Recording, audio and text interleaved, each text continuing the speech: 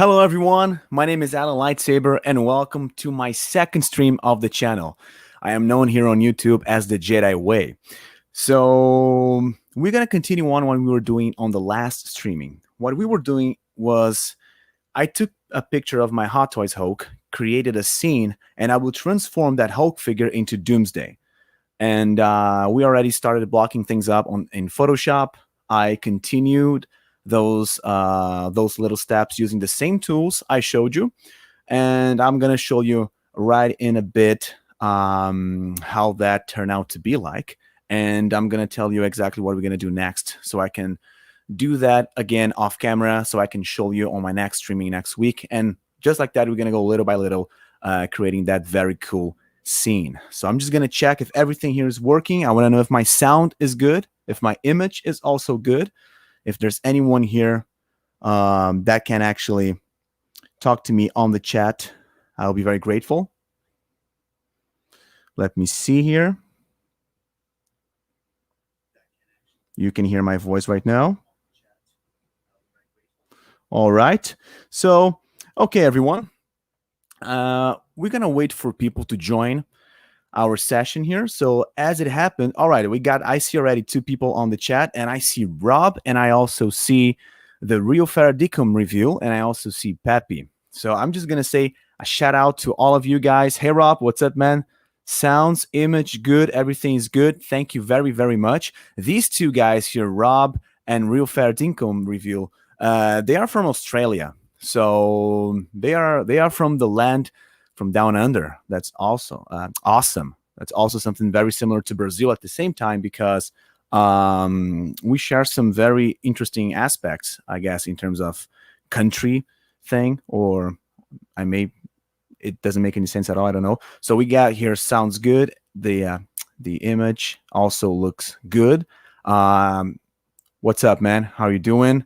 Real Fair Rob. Oh, and by the way, go if you're watching this after the stream and all of that, just make sure you check those guys out, Rob's reviews and Real Fair Dinkum as well, because they got YouTube channels, and go check their work. It's really cool. And Rob's got a Facebook group called 6 Scale Club. Go join that club right now. And we have Pepe here say, hey, Alan, all good. All right. Thank you, Pepe, so much. By the way, I love your image profile of Isaac Clarke from Dead Space 3. We got here Café Coneji, which is also Brazilian, and he's also named Alan. E aí, Alan, beleza? Tudo bem, cara? Mais uma vez, obrigado aí por estar participando. Just give him a shout out in Portuguese. Everything looks good. Good. We shall begin. And we have here, all right, so the sound is good, the image is good, everything's good to go. So I'm gonna go for a very cool segment while we still wait for some people to join. I don't know if we're gonna have more people joining. As far as I can tell, I talked to some friends of mine, and they said that they will be joining here. So as I wait a little bit, I'm not gonna just linger and say throw you guys a bunch of things that doesn't make any sense. So I prepared a very cool segment right now, and what I'm gonna talk about right now is the characters that we saw in Marvel and DC movies. In this case, it's going to be DC movies, that Hot Toys didn't release their action figures. And those are very important and iconic characters. So what I'm going to do is I'm just going to open Photoshop so I can see, as you can see, this is the image we were working on in the last stream. However, it looks different now, but I'm going to show you guys in a bit. I'm going to show you that right now, not right now, in a few moments. What I'm going to show you right now is going to be the pictures of some characters. So we're going to start off nice and gentle with Ares. Did you guys see the Wonder Woman movie? Ares. So I'm going to use this picture here. And I'm going to just take everything on the background. I'm going to take all those things out of the equation so you guys can see that better. So this is the comic book version of Ares. I love this character. He looks awesome. And I'm going to place right now, I'm going to go back to the chat real quick. Actually, can I see? I don't know why I cannot see my chat here on my secondary screen on my cell phone. I guess it becomes available later. I don't know. And we got some very cool images of the movie Ares in here. Not Ares, Ares. And I'm just gonna throw another image here. That is my favorite image of Ares, my favorite part in the whole Wonder Woman movie, which is this part here. Look at that. I'm gonna go for that in a second. What I'm gonna do now is I'm gonna come back to those images here. So this guy here that I'm gonna put in front of everybody else without messing things up. What is happening here? I'm a professional, ladies and gentlemen. All right, so this is Ares from the comics, okay? Let me see if everybody's saying anything here. Okay, so would like a better Flash hot dog. Oh, yeah. So Rio Fair Dinkum says, would like a better Flash hot toy. You mean the Flash, right? From Justice League? I think that I don't have that figure. But I think it looks awesome. But what exactly do you mean? You don't like the face sculpt? You wished more accessories? Or what will be your main complaints about that, man? So Rob says, I'm in VIX, so lockdown. Oh, okay. Lockdown. Rob is in lockdown. Yeah.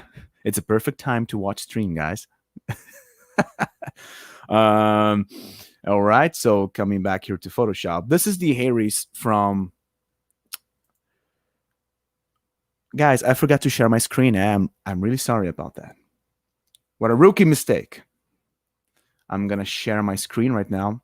I'm going to share my screen better than I did on my last stream, where I was just like searching for the right way of sharing it. But okay, so now we're going to jump into Photoshop. It was good. You were not missing anything. I was just preparing all the images. So this is the Harry's. Let me see if my image is sharing well. Okay. This is the Harry's from the comics. All right. So this is Harry's from the comics. That's how he looks. As you can see, totally badass. Let me hide that thing here. He looks awesome. I love his design. I love the blue colors. I love the tones. I love the Roman kind of thing on his helmet, all the spikes and all the accessories. Look at his boots. You got some skulls on the right where you see his knees, and he's got the sword. He's got a shield. I love medieval stuff, Dark Ages stuff, so that's totally right up my alley. And red eyes. He didn't look like that in the movie. He looked completely different. However, he looked really cool. I was so happy with the design and with the CGI effects as well. So I'm gonna minimize this layer here, and I'm gonna show you guys this image here, which is an image that doesn't show a lot, but where is it? It's not here. All right, so I didn't get. All right, so maybe I didn't choose that image because it didn't show a lot. So all right, but what we're gonna go is we're gonna zoom in so you guys can see better. If you take a look at this moment here, is when he's actually fighting Wonder Woman, and as you can see, the helmet's design is very similar to the comics, and he's got his sword. I don't think he's got a shield, but right now he doesn't have any fire effects or any of that on his armor. Right now, here we can see when we have the explosions. I think Wonder Woman tossed something at him, a barrel or something like that, and then you have all the explosions. And as you can see, it's very dark. You cannot see it well, but you guys just saw the comic image, and seeing this right now really shows that they went for a comic book version. And this part here, okay, when they first battle, his helmet is fully closed. We do not see his face as we are seeing him here right now. Okay. And what happened was, hold on, let me just I want to change the levels of this layer, because what I want to do is I want to explode the value so you guys can see better. Okay. All right. So we cannot see his face right out of the bed. His helmet is fully closed. What happened was, when she tossed the barrels at him and everything exploded. Let me go to the chat real quick right now, see what people are saying. So lockdown, yes. And Real Dicum answered me. He says, just not a fan of the Hot Toys Flash figure from Justice League. I like the comic book version of his costume, not a fan of the movie version. So this guy here, Rio Fair Dinkum, he's also a comic book fan, and his channel is about comic book mystery unboxings. And he appreciates cover comic book covers and all of that. So he's a fan of the original costumes. So yes, I totally get what you're saying. However, I loved the design. I think the figure looks cool, but I totally get what you're saying. Dude, it sucks that you guys are stuck in lockdown. He's talking to Rob, and Rob says, "Yeah, I know. Here we are locked. We're lucky, no lockdown." But wait, Rob, are you in lockdown? I didn't understand that. So Ferdicum is in lockdown and Rob is not, right? Because they are located in Australia, both of them. But who is actually in lockdown right now? So Fair Dinkum says we are a bit luckier than you guys. I'm going I'm going to the Mad Max Museum in Broken Hill and in end of October. All right, so that is absolutely really cool. Mad Max Museum. What is that? Is in Broken Hill in October. Okay, and he also says Aries would be cool as a hot toys. That's man, I would love. So Rob is in quarantine, is in lockdown. Rob from Rob's reviews. It has been 6 weeks. I didn't know that, Rob. I think you mentioned this before, but I thought that the lockdown was already over. All right, yeah. Rob is in lockdown. Well, thank God we got hot toys at home, man. Thank God you got your channel to take care of. You can do some reviews. You can check your group. By the way, join his group, 6K Club. Awesome group. On Facebook. Yeah, people like us who's got, we got some very cool hobbies, some very nice stuff we like. So we always have something to do during quarantine, right? We can always play video games. So this was what I was talking about. See, his helmet was fully closed, but then I think Wonder Woman tosses a barrel at him. I don't know exactly what happens, but there's a lot of explosions, and then the whole thing is set on fire around Harry's, and then he just looks at her and he just poke his fingers into his helmet and drags it down, as you can see here in the picture. I'm sharing it, right? Yes. And man, that looks so badass, man. That looks so badass. And I just thought this image here was really cool to see, to show you guys, because this is right the moment where he's actually dragging the whole thing, melting the whole thing down, since he's got his hands set on fire. So he's got a very cool looking incandescent metal thing for his armor, and that looks stunning. And that looks fantastic. Imagine having a secondary head for a Hot Toys figure with this design.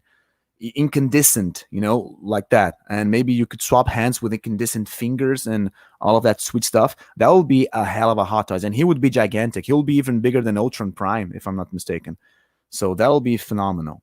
So going back to the comic book Harry's here, so you guys can see right here how he looks like in the comics. And this is the other image. This is actually this is behind the first image I showed you.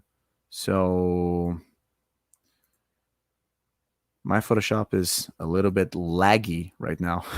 I think my computer is trying to handle all of that information. And right now, as you can see, these are the pictures I was showing you guys.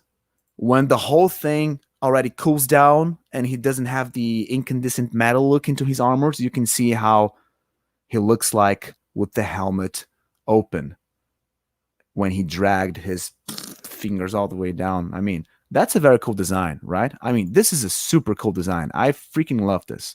I think it looks awesome. And you can see how different it is. And what I'm going to do right now is I'm going to stop sharing my screen. And what I'm going to show you is the man himself, Ares, from the comics. That is actually from Mattel's DC Universe Classics action figure line. So I'm just going to put him in here. I don't have his shield and sword. I think it's stored somewhere. And I'm going to put him right here. And he's oversized as well. He's a little bigger than the usual um, DC Universe figures. They measure around. They're half Hot Toy sizes. They are 112 figures, but he's a little bigger than a 112 figure. So let me see the comments here. So Rob says it's sending me broke as all I'm doing is buying figures in quarantine, right? I know you were complaining about the evil Anakin. That takes a piece out of our budget, right? Evil Anakin's a very expensive one. So when I asked Real Fair Dinkum about what was the Mad Max Museum, he's actually replying. He's saying here, Mad Max Museum is dedicated to the movie Mad Max. I actually was aware of that, but I didn't know exactly how things would be presented there. It was filmed and has all the movie memorabilia, how do you pronounce that? Am I pronouncing it right? Am I mispronouncing it? All right, so it's a museum dedicated to Mad Max. I know that was the thing because I know Mad Max. It's a very cool movie. I haven't seen Mad Max 3 though.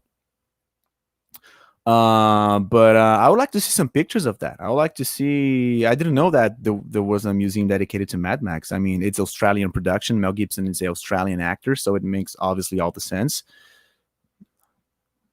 And he says Darth Malgus, one of the best Sith. And you just did a little bit of a flashpoint thing there, my friend, because Darth Malgus. I'm gonna go for a segment later on, which is going to be continue to showing. I will continue showing you guys rather my favorite Hot Toys figures from my collection. And Darth Maul is not going to be on this video, but it's going to be on the next video. Not Darth Maul, sorry, Darth Malgus, which is a character from the Old Republic, if you're not aware. Very cool character. Hey Rob, talking about selling. I got a Han Solo New Hope for sale. Yes, and we discovered on the last streaming that the Real Fair Dinkum sold Rob's Jack Nicholson's Joker Hot Toys figure. I didn't know that, and he was like, "Hey, Rob, I was the guy who sold you the Jack Nicholson's Joker figure." And oh shit, really? Oh my god, that's awesome! And he's now off saying that he's got Han Solo. Han Solo. I do want Han, but I'm paying off for pre-orders. Excuse me. Yes, for off pre-orders still. So no money. No money, no honey. Has all the cars and some used in the movie. Has all the cars and some used in. Oh yes, he's talking about the Mad Max. Oh yeah, so it's kind of a showroom with all the props, all the things that were used in the movie. That's actually very interesting. I would like to see that. And Mad Max is a movie that inspired a lot of things nowadays, especially for the past 30 years. Is Mad Max 30 years already? 30 years old? I don't know. But the movie inspired a lot of stuff. Two iconic things that they inspired. They inspired a segment in the movie Saw, the very first one, still with Danny Glover and all of that. The very first movie, Saw movie, rather, when Jigsaw is actually pretending to be dead in the room on that very old and stinky bathroom, the entire movie. And then they just, the guy that is actually chained to the wall, they just throw him a saw so he can choose to saw the chain, which is very, it's impossible to do that. Or he could saw his own foot and crawl out of there, which is actually what he does. And the thing is, that part when he just gives the guy the saw so he could chop his own foot off is based on Mad Max. There was a moment when Mad Max catches a guy involved in his one of the guys who killed his family, and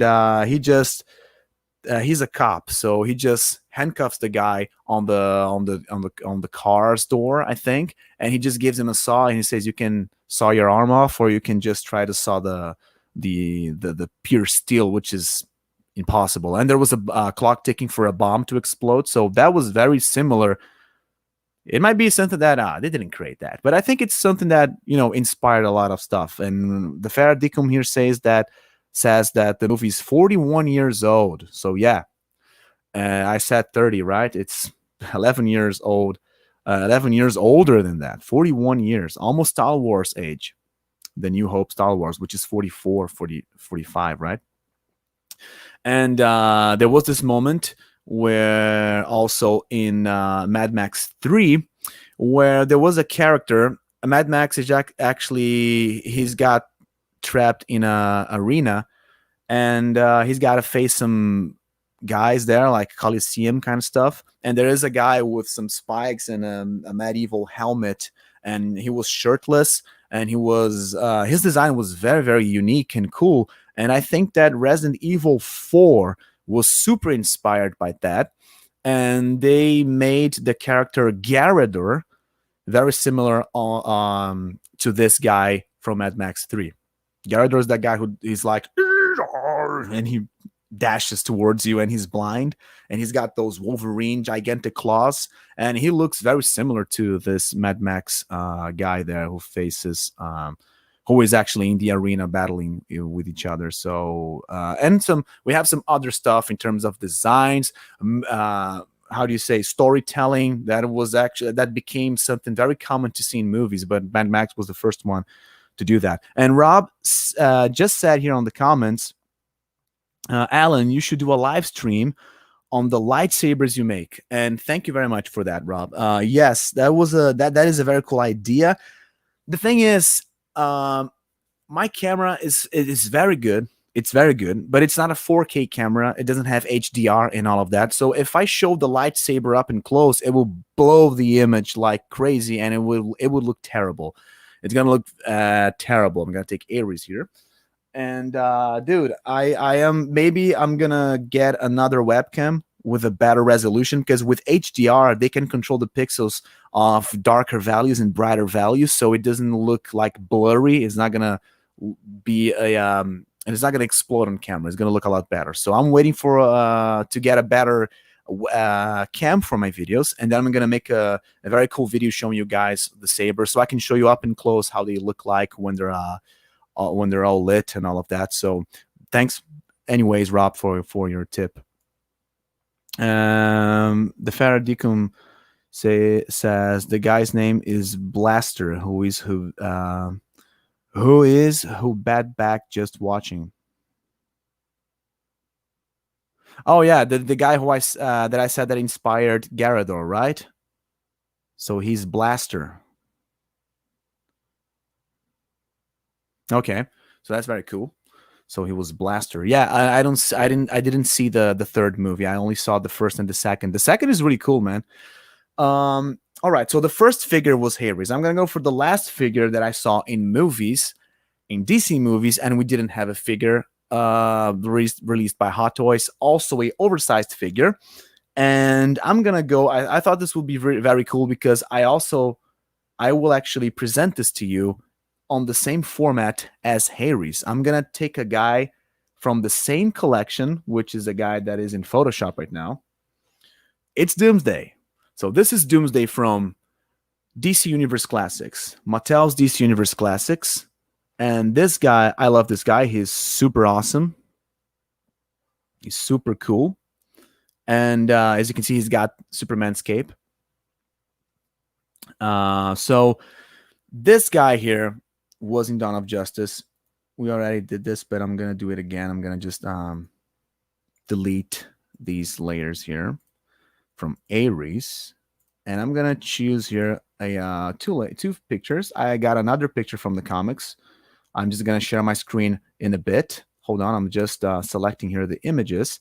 I'm gonna choose here the Dawn of Justice Doomsday, and despite the fact that he's not comic book accurate, I would love to see this figure in Hot Toys form, because it would be kind of easy to customize stuff on him, right? Just to elongate his spikes or do something like that. I don't know if that will be a thing. I think that will be possible to do, right? And I am not... where did that image go? Where is it? Oh, it's right here. Okay. So I'm going to show you guys 3 pictures, actually. one is also related to the Photoshop art we're making. So, man, I hate when I don't find my my pictures on my files. I swear to God, I had it with me. I'm gonna choose the sideshow one. It's a very cool one. Okay, so I'm gonna go back to StreamYard, and I will share my screen right now. So you can appreciate here on my. I'm gonna put him a little bit closer to the camera so you can see him a little better. Since I'm gonna make things smaller here for the. Oh, I just removed my. Let me select here the screen sharing. Okay, so now I'm gonna share my screen, and you guys can see Photoshop, right? Okay, let me just see if I had any comments previous to that. My Photoshop is acting very weird. I think it's like dying, but I don't know. Maybe he's not. My PC handled this. My Mac actually handled this pretty well on the last streaming.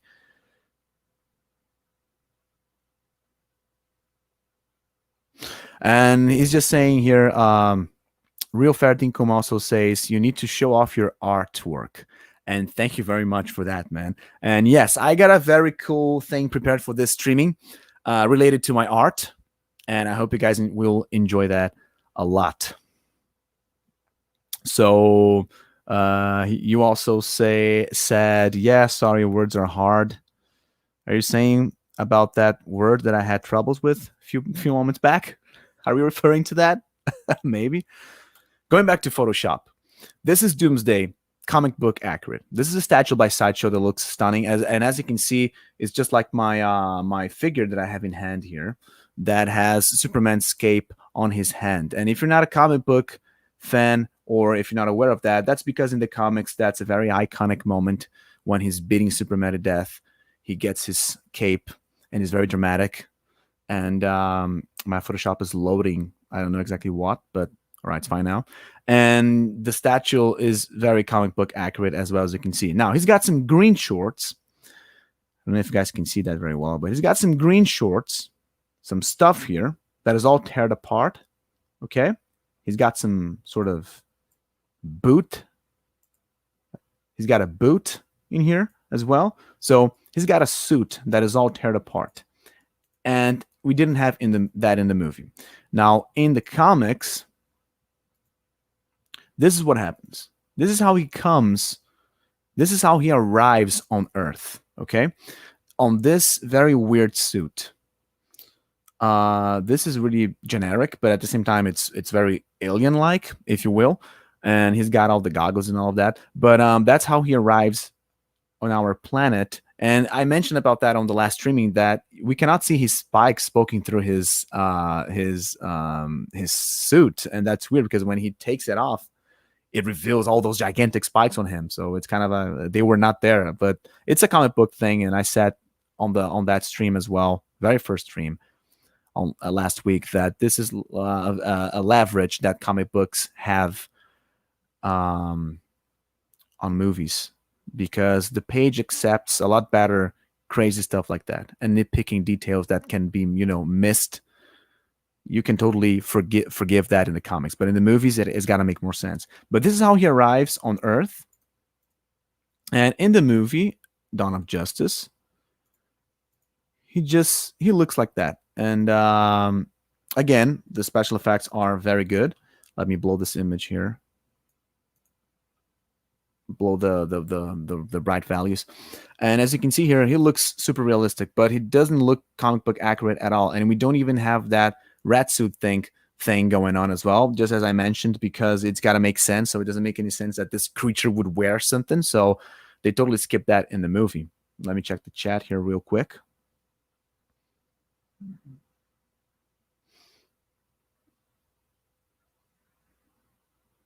Oh, when he was saying when Real Fair Dinkum said, "Yeah, sorry, words are hard." He just I thought it was about a word that I had trouble pronouncing it, and he was just like, "No, my writing, I'm doing it on my phone." Yeah, I got it, man. Dude, I do this all the time with my phone, man. When I write something down, it looks. I just bumped. I bump on the nearby letters and I create sentences that make no sense. So going back to Doomsday here, so that's how we had him in the movie Dawn of Justice. But despite all this, it would be a nice figure, right? Just like the Hulk, we would have everything made out of rubber. We would have no articulations showing through. We would have a oversized, gigantic beast. And when he reaches his full size in the movie, in Dawn of Justice, he becomes a lot bigger than the Hulk. He holds Superman with one hand. And this is actually very, very interesting. And having a figure that size will be very hard, I think. I don't think they would do that. But let me stop the screen sharing now. But the idea of having an oversized Doomsday for the Hot Toys collection for me would be awesome. Awesome, awesome, awesome. So again, Mattel, DC Universe Classics. I got a lot more figures from this collection. I love this collection. I think I have somewhere around 250 figures of this collection, I think. And I absolutely love these guys. I think they are awesome. And we got a lot of oversized figures. I mean, oh, yeah, let me show you him compared to Doomsday. Ares. Ares is already a oversized figure. But next to Doomsday, he looks super small. So this is something that I think it's super nice when you display regular figures with oversized figures. For me, is the coolest thing you can do for Hot Toys as well. So Rob says, I'll be back, Al. I need to get out of bed and feed the dogs. Godspeed, my friend. No worries. We'll wait for you, bud. Your dogs need you, man. It's all right, dude. Thank you so much for letting me know, though. Yeah, Real Fair Dinkum, I also love the Sideshow Doomsday. That statue is ridiculous. It's so freaking awesome. It's super awesome. I love that statue as well, man. I love that. All right, so we're going to go for the next segment. That is going to be in Photoshop. I'm going to show you guys the... why am my sound still on here on my YouTube cell phone? I thought I took it off. So I'm going to share my screen again, and I'm going to go for Photoshop. And I'm going to show you now what we had last week, okay, and what we have now. So as you can see, I changed the proportions a little bit of the Hulk figure. Actually, I changed a lot his proportions, as you can see here. I got rid of all the articulation features of the figure off camera. I did that today. Made his head bigger. And I also sketched better his shoulder spikes. Right here, I made them a lot bigger. All the details in the chest, the head, and the hair. And I also made the knees spikes as well. So going a little bit closer here, I'm going to show you guys with all those effect layers, the hair layer turned off. And you can see his bald head. That looks a little big. I'm going to refine that. And the spikes. So that's how he looks like. It looks really cool. I changed his size. I mean, he looks a lot more buffier than the Hot Toys Hulk originally. I made him a lot bigger. He's now a lot more thicker. It's kind of a stockier version of the Hulk, but maintaining the same size in comparison to Superman. And I changed his facial features as well. It gets a little blurry here on camera because I'm zooming in. I put him a little bit further in the scene because I need more stuff around him, and he was too big in the too close to the camera. So in order to make Superman look more closer to the camera and just staring at Doomsday in front of him, to make that scene have more depth, to make the scene with more depth, I just made him a little bit smaller. And that's why I had to zoom in a lot to show you guys this. But his facial features are different. I made the nose bigger. He's got a huge gap in between the upper lip and the nose, the Hulk figure, and I shrinked it down. I made the mouth a lot bigger, and I made his chin more triangular than just a square shape. And I made his bald head like so. And if I put the hair on, it's gonna look something like that. It's just a this is just a sketch. I will render all of those details during the week, and it's gonna take several streams to finish this piece here. But the cool thing is that when this piece here is done, I'm gonna make a giveaway of this art here for everybody that joined the streams and all of that. So it's gonna be super cool. And right now, I will, as you can see here, we got just Hulk with his gigantic bald head here showing, and we got a little bit of a long hair as well on the sides. And all the articulations are now gone. The shoulder area is gone. I made the chest a lot bigger because the chest had because this is rubber and the Hulk figure has to articulate his arms. He needs freedom to articulate his arms. He's got a gap here that the rubber here kind of it folds inwards, so it gets a little it gets a little bit deformed. So I just fixed that here in Photoshop. I also did that with the other shoulder area, and I kind of painted a little bit of anatomy because we have deltoids from the shoulder that actually attaches to the upper part of the chest. So I made that showing a little bit in here. I also changed, not changed, I take all the lines, the seam lines of the articulation on the knees. There was a line in here, and there was a line right in the middle of his knee here as well. So I took that off, and the feet, as you can see, the ankles rather, I also got rid of, and it looks a lot better, a lot more organic.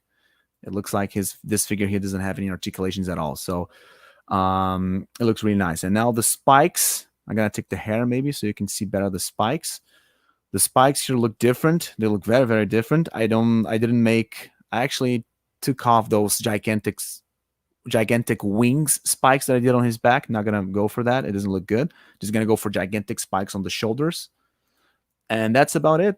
And we're gonna go for I'm gonna sketch later on the shirt, all that. So remember that green suit that that he's wearing when he arrives on Earth. I'm gonna do all those suit, like all the suit ripped apart, like sticking everything out of his body. Maybe when he was already destroying things and tossing cars on people, on buildings, he was already tearing his own suit apart. So I'm gonna make some very, very Hulk-like actually when he tears the whole thing apart. I'm gonna make some hanging on him, on his waist. It's gonna be hanging on his waist, some leftovers, if you will. It's gonna look pretty cool. But before I sketch those,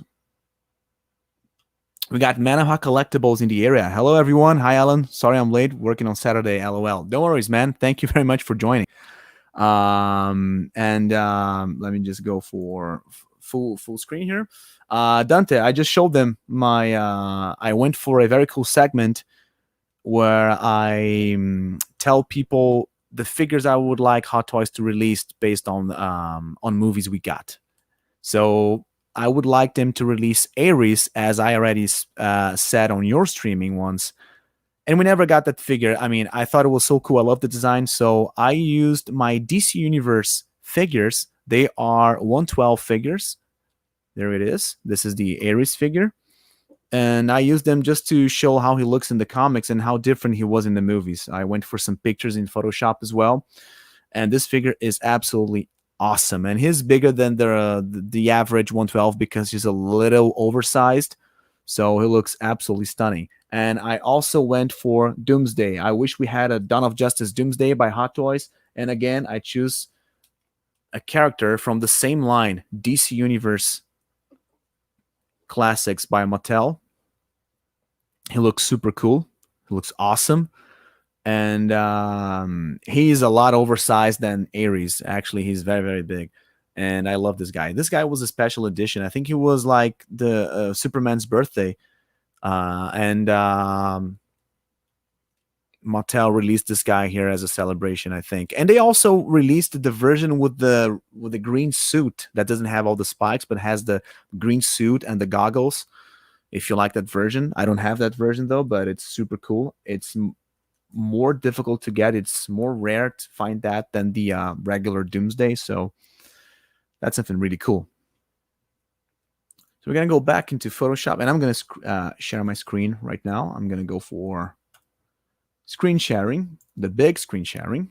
And what we're going to do is I'm going to now create a new layer, and we're going to draw all the suit pieces, and I'm going to just paint them green just so we can identify them in the middle of this mess here, because we got a lot of stuff going on. We got the spikes, and that's pretty much it. But if we draw some more white lines as other elements, we may get confused. So I'm just going to select the green color, and I'm just going to, I think one may be too thin. I'm going to go for 2 pixels for the brush size, and I'm just going to start sketching this this thing here.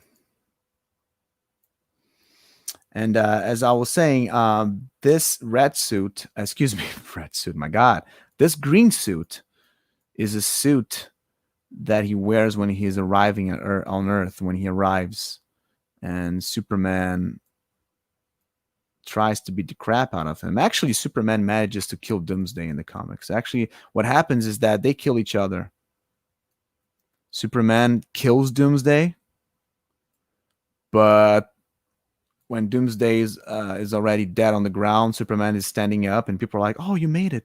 And then he just falls down and he dies. He used every single strength, Kryptonian strength, power, if you will, he had left, and he used everything to face Doomsday when he faces Doomsday. So it's a very, very cool moment. And there is a moment in the comics as well, the original comics, all right, the first appearance of Doomsday, not the I'm not talking about the modern versions. I'm talking about the original version. There is a moment when Doomsday actually uses his elbow spike, and he just he impales Superman. I mean, right in the chest, which is actually what they did with Dawn of Justice, when on the final moment he just also impales Superman. That's actually comic book accurate. But in the comics, Superman didn't die because of that.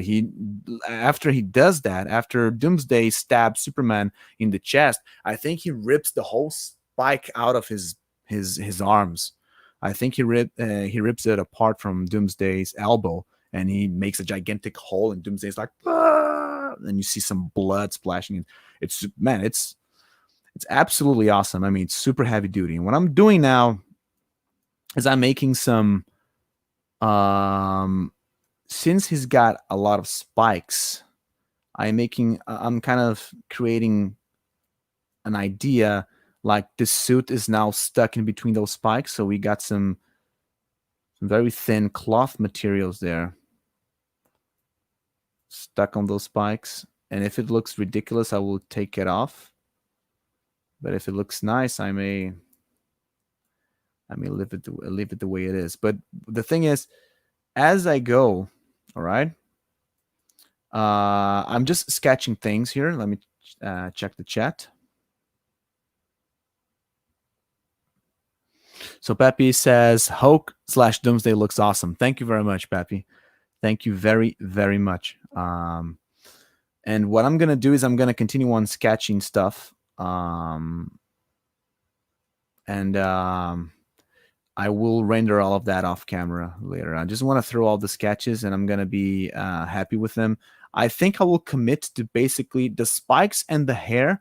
I think I will fully commit to that. So I will already search off camera for some textures on the internet that I can use. In terms for the spikes, I already got some stone, some concrete, some rock textures that I found on the internet that I got on Google. So I'm going to use those to create the to render those details out. So I'm going to go for some leftovers on those spikes as well. Again, I don't know if it's going to look cool or not. I think it is. We can put some bigger cloth materials hanging on those spikes, like, I don't know, something like that.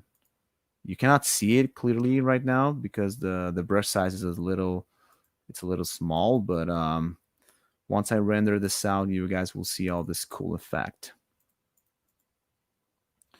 Yeah, it's you guys cannot see that right now, but maybe if I just make this a little brighter. Yes, maybe something like that. Maybe something like that. And maybe let me select his hair. Right, so that's kind of the idea I'm going for. So some pieces of his red of his why am I saying red of his green suit all teared apart, stuck in between his spikes. And right now it looks silly, but once it's rendered out, it's gonna look very awesome. And this is a very cool thing that I like, that I think it's that's why I wanted to do this for those streams. I want to show you guys deadline based projects. I want to show you guys how I start things. And this is the most important part of the project, because you are laying the foundations of your art. You're actually creating the overall idea. And once you commit to this, you may change shapes, you may change sizes and all of that, but you have a direction.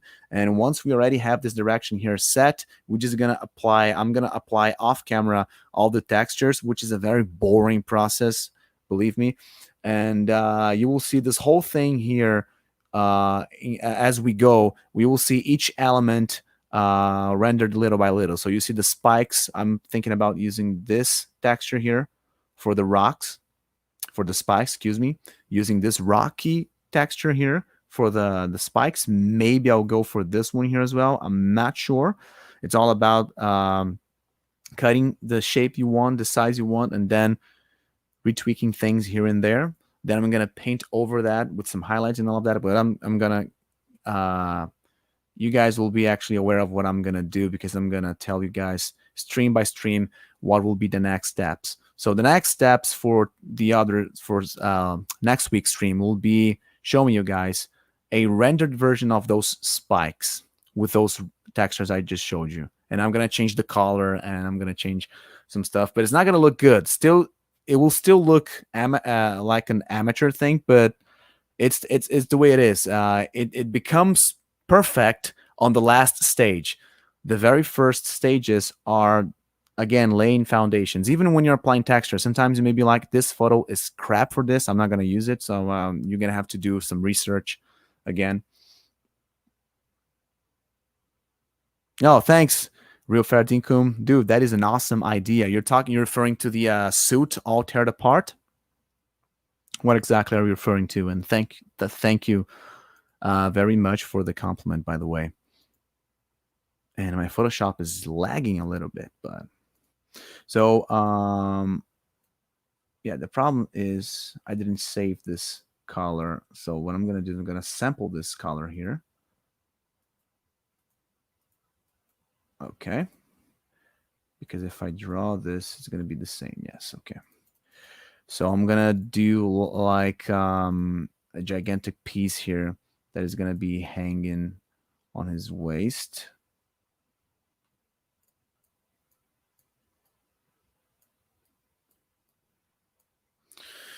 And he's got some metal bracelets around his wrists and knees, and he's got boots, but I don't want to make his boots. I'm gonna go against comic book accuracy right now. I don't want boots, because I like the feet and I think it gives a monster look to it. So I'm gonna go for the feet as they already are, which is Hulk's feet.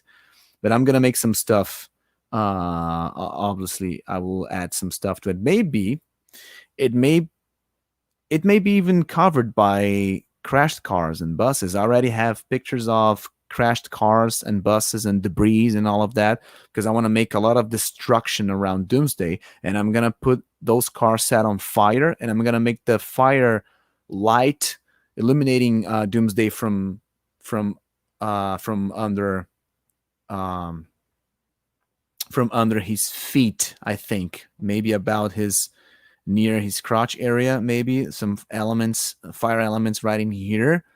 Not exactly like 1.5, 2 meters ahead of him, because it's not going to illuminate here from below. So I'm going to go for something very close to him to give that spooky, like you use the flashlight to illuminate your face, like, woohoo, I'm going to do something like that to make him look even more menacing. And what we're gonna do now for the head is I want to just use the Locofy 2 very quickly, and I want to make his bald hair, his hairy bald hair head, a little smaller. As you can see, he looks a little bit low res, but that's because it's a big zoom in.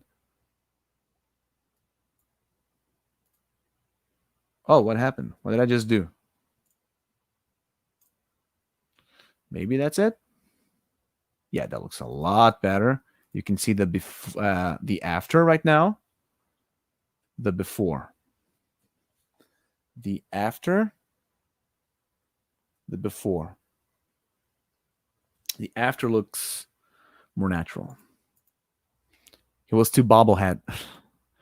So okay, so this is again just a sketch, and I'm gonna go. I think it's already enough for me to start render this off camera during this week, and I'm gonna go for the spikes first. As I said, I'm gonna use rock textures for that, and I may tweak the values of his body a little bit. I'm not sure, but it's gonna be awesome. So what I'm gonna do is I don't want to risk losing this. I'm just gonna save my project, and I'm gonna save it the way it is. Actually, it's gonna tell me to save as edited, but I don't wanna. I want to replace my original file, so I'm just gonna replace it, and we're gonna go back to full screen. And oh yeah, you were talking about the suit, real fair income. Yes, the suit is because I want to go as comic accurate as possible. So I thought that the idea of having the suit all like tear it apart would be awesome. I want to make him look like the beast he really is, you know. So I think that will be very very cool. So I'm gonna show you guys, and especially to you, real fair income reviews. I want to show you something really cool. A reveal, actually, it's not a plural; it's in singular. I want to show you my art. This art, it's called Entering Sith Domains. You can find that on my Instagram. I left the link down on the video description. And it's a digital art. I only make digital arts.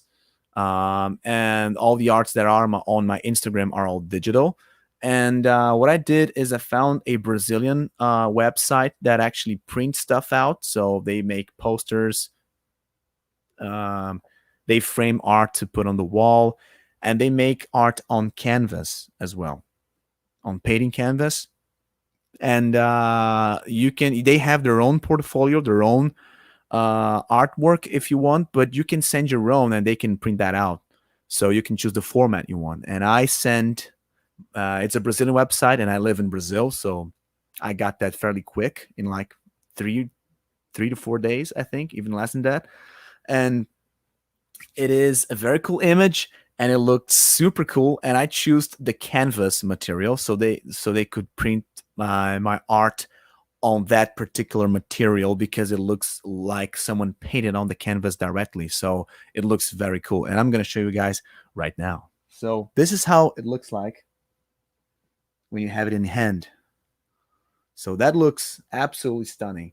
The quality is fantastic, and the you can see my signature in here, which is very big, and the colors look nice. Everything looks really nice, and I just want to go ahead and say that I sold this digital art to Real Fair Dinkum Review, and I want to say thank you, my friend, for buying this art. He bought the digital art, and this is, man, this is the size I sent you the file.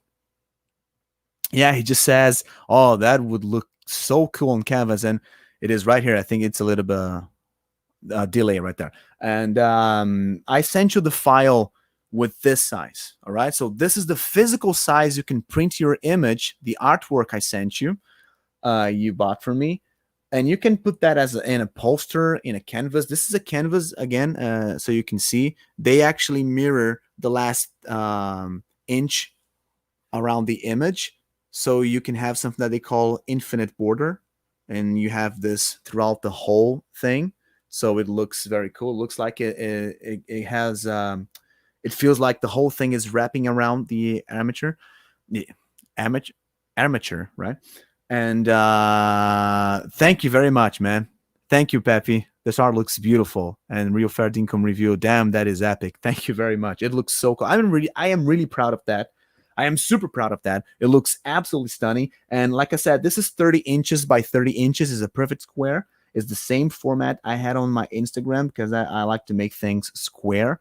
So I have a better fitting for the Instagram size, but sometimes it goes rectangular a little bit. But I like to make things square, and this art here has the same size I send you, Real Fair Dinkum. It's 30 by 30, so if you print that out, it's gonna look like this. And you see that there's no pixelation. I mean, it looks super crispy.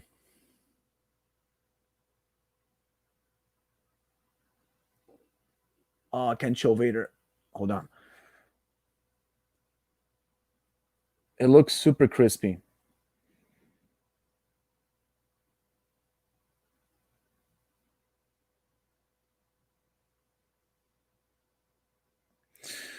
So that's its native format. So I hope you guys enjoy this. I hope you guys enjoyed that. I'm so nervous I can't even talk. So what I'm gonna do is I'm gonna put this Darth Malgus box here. Oh, you said that you love Darth Malgus from Sideshow, right? Real Fair Dinkum. So this is the box of my figure. The figure is now in my display cabinet, but I kept his box because I pretend to make a review video on him. So I want to use his own box. I'm going to put the box on top of my Hot Toys Darth Maul figure. And I'm going to put this guy here so you guys can see on the background. It's not going to fall. It's nice and safe in there. And this is a very special art for me.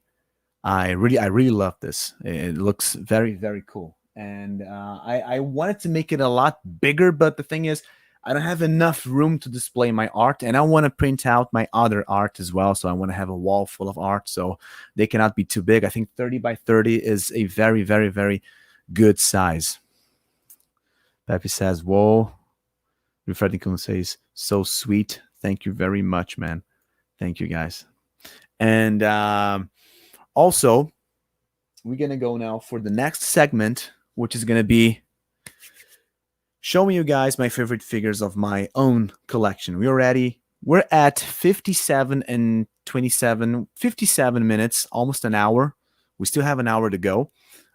We still have a lot to talk about Star Wars still, but what we're going to do now is have fun with my favorite figures. So I'm going to start off with the most difficult thing here to put on camera. So I'm just going to put my cell phone to the side, take this piece out of here. And we have a lot to talk about right now. I think I'm done with my Photoshop art for today, for today's streaming. Maybe if other people join, I may go back to it. But what we're going to do now is you guys will witness something absolutely awesome.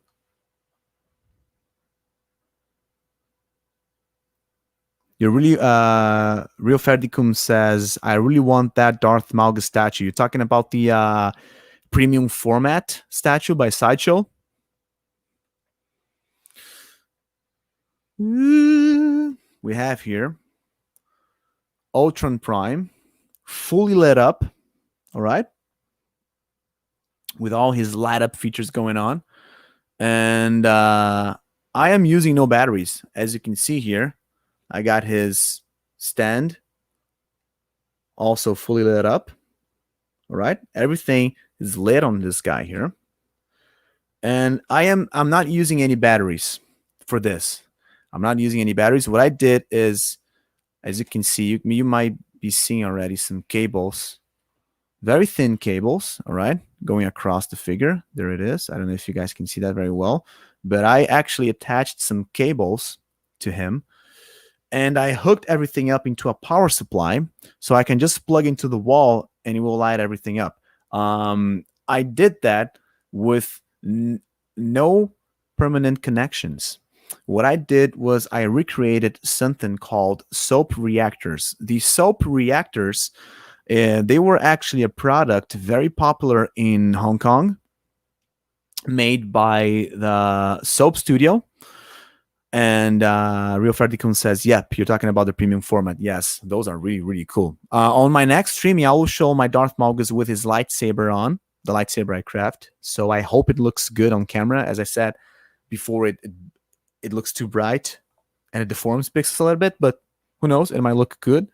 It might look good, so I'm gonna go for that. But just because you mentioned that, and because I also love Darth Malgus, he was already be on the show anyways.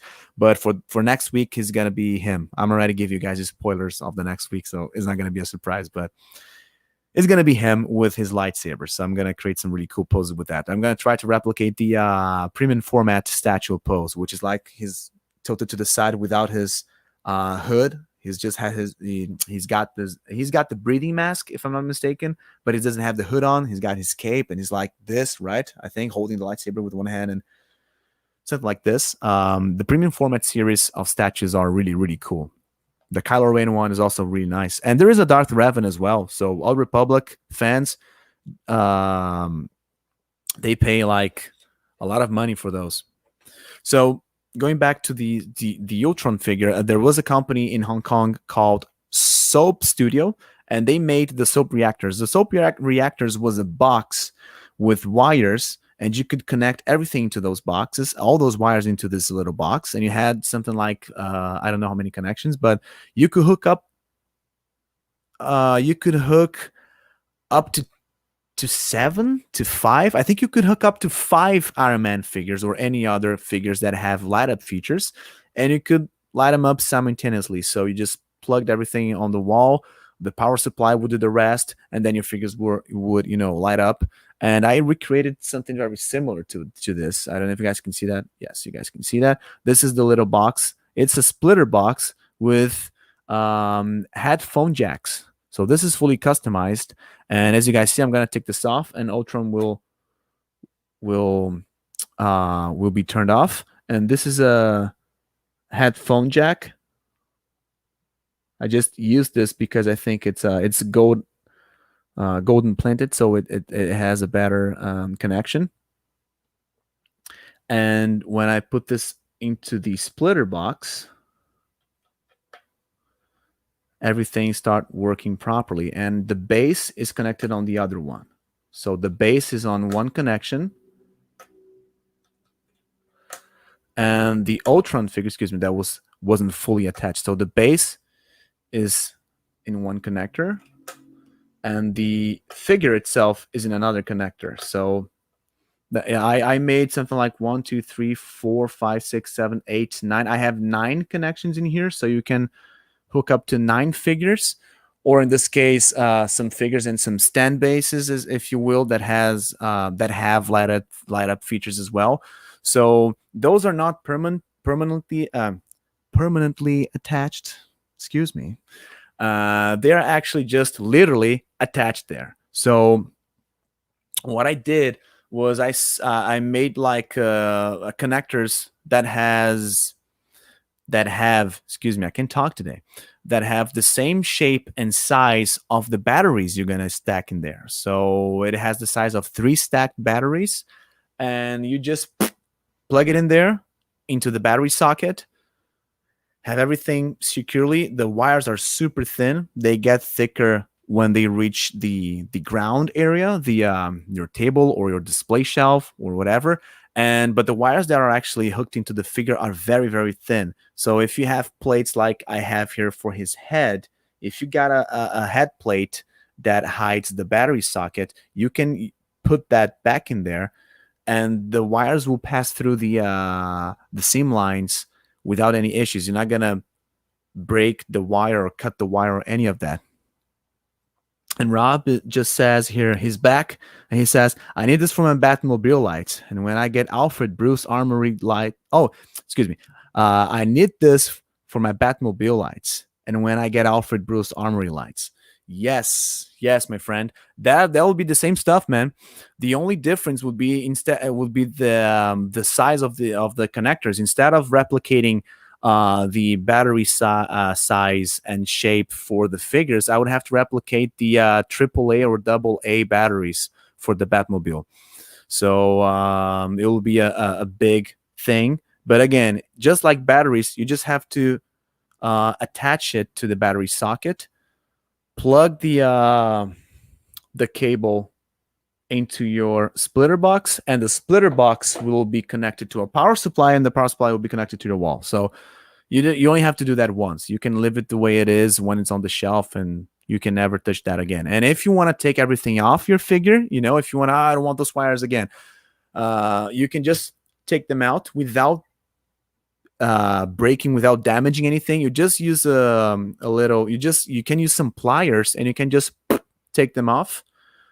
You can just put everything into a plastic bag, and you can store them somewhere. So when you want to use them again, you just take them out of the bag, use the pliers to connect them into the battery sockets, and those are very, very useful tools, because sometimes if you get connection problems, if your lights start flickering with this kind of custom work, it's because it's not having a good contact with the negative and the positive terminals.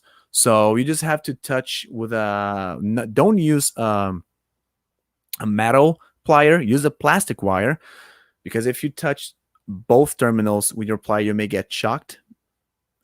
So because you're making a bridge between the two connections, so you don't want to do that. So just use a plastic piece. It can be the plastic pieces that Hot Toys include, always including to the battery package. You can just do those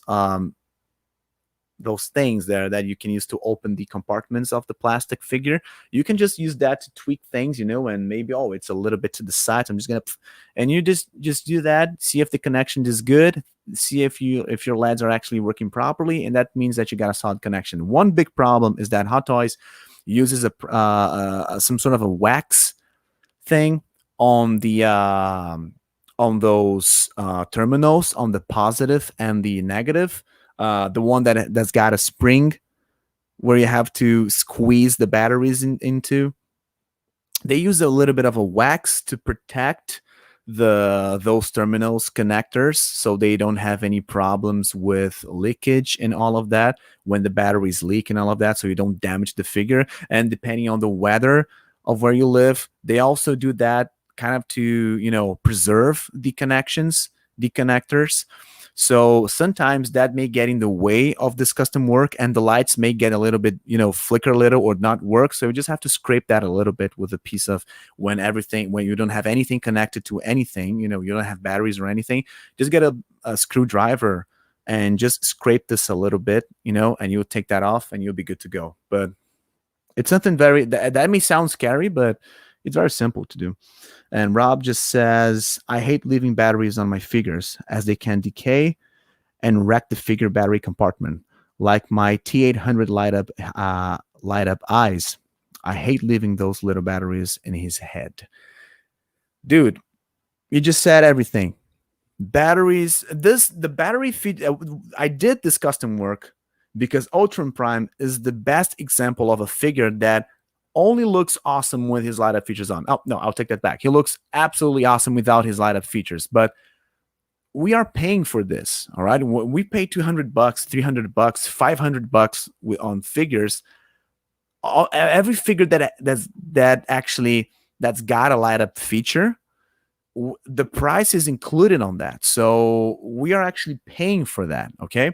So if you're paying for an Iron Man figure, for an Ultron figure, you're paying for all this gimmick inside the figure that allows you to light them up. And if no one does that, I mean, the lightsabers are a very good example as well. All those secondary arms that has the wrist permanently connected to the lightsaber so you can light them up. No one uses that, and that's because it's you're gonna take the figure off the shelf, take you have to pull up the sleeve, you have to detach the original arm, attach the new arm, put them back into the post. Just for what? For 5-10 minutes of battery light. Those batteries last 10 minutes, 15 minutes tops. I already tested them out, and I thought it was my batteries, but no. It's something that you cannot, I mean, it is the batteries, but it's not that the batteries are old, it's you may get some fresh batteries. They don't have enough current to maintain your LED fully lit for more than 12, 15 minutes. So that's the problem. But when you have wires, you have an infinite amount of current going on there. Actually, what it's actually needed for the LEDs, and they can stay on 24/7. I mean, I can leave this figure like this 24/7, 24/7 during the whole week without any problems. The light won't get any dimmer.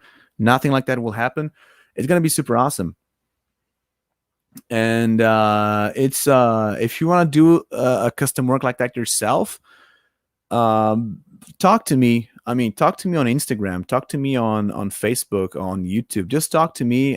See if you really if you know your values, if you know your battery, excuse me, your LEDs, tension and current and all of that.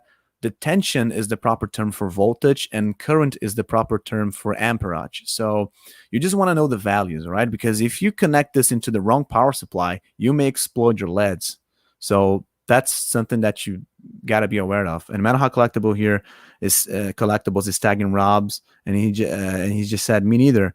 I normally put the batteries for testing and then I remove them. Yes, man. I have. Don't even talk about that because I have some Iron Man figures with my batteries on, and they are long gone. I have them for a few years now, and dude,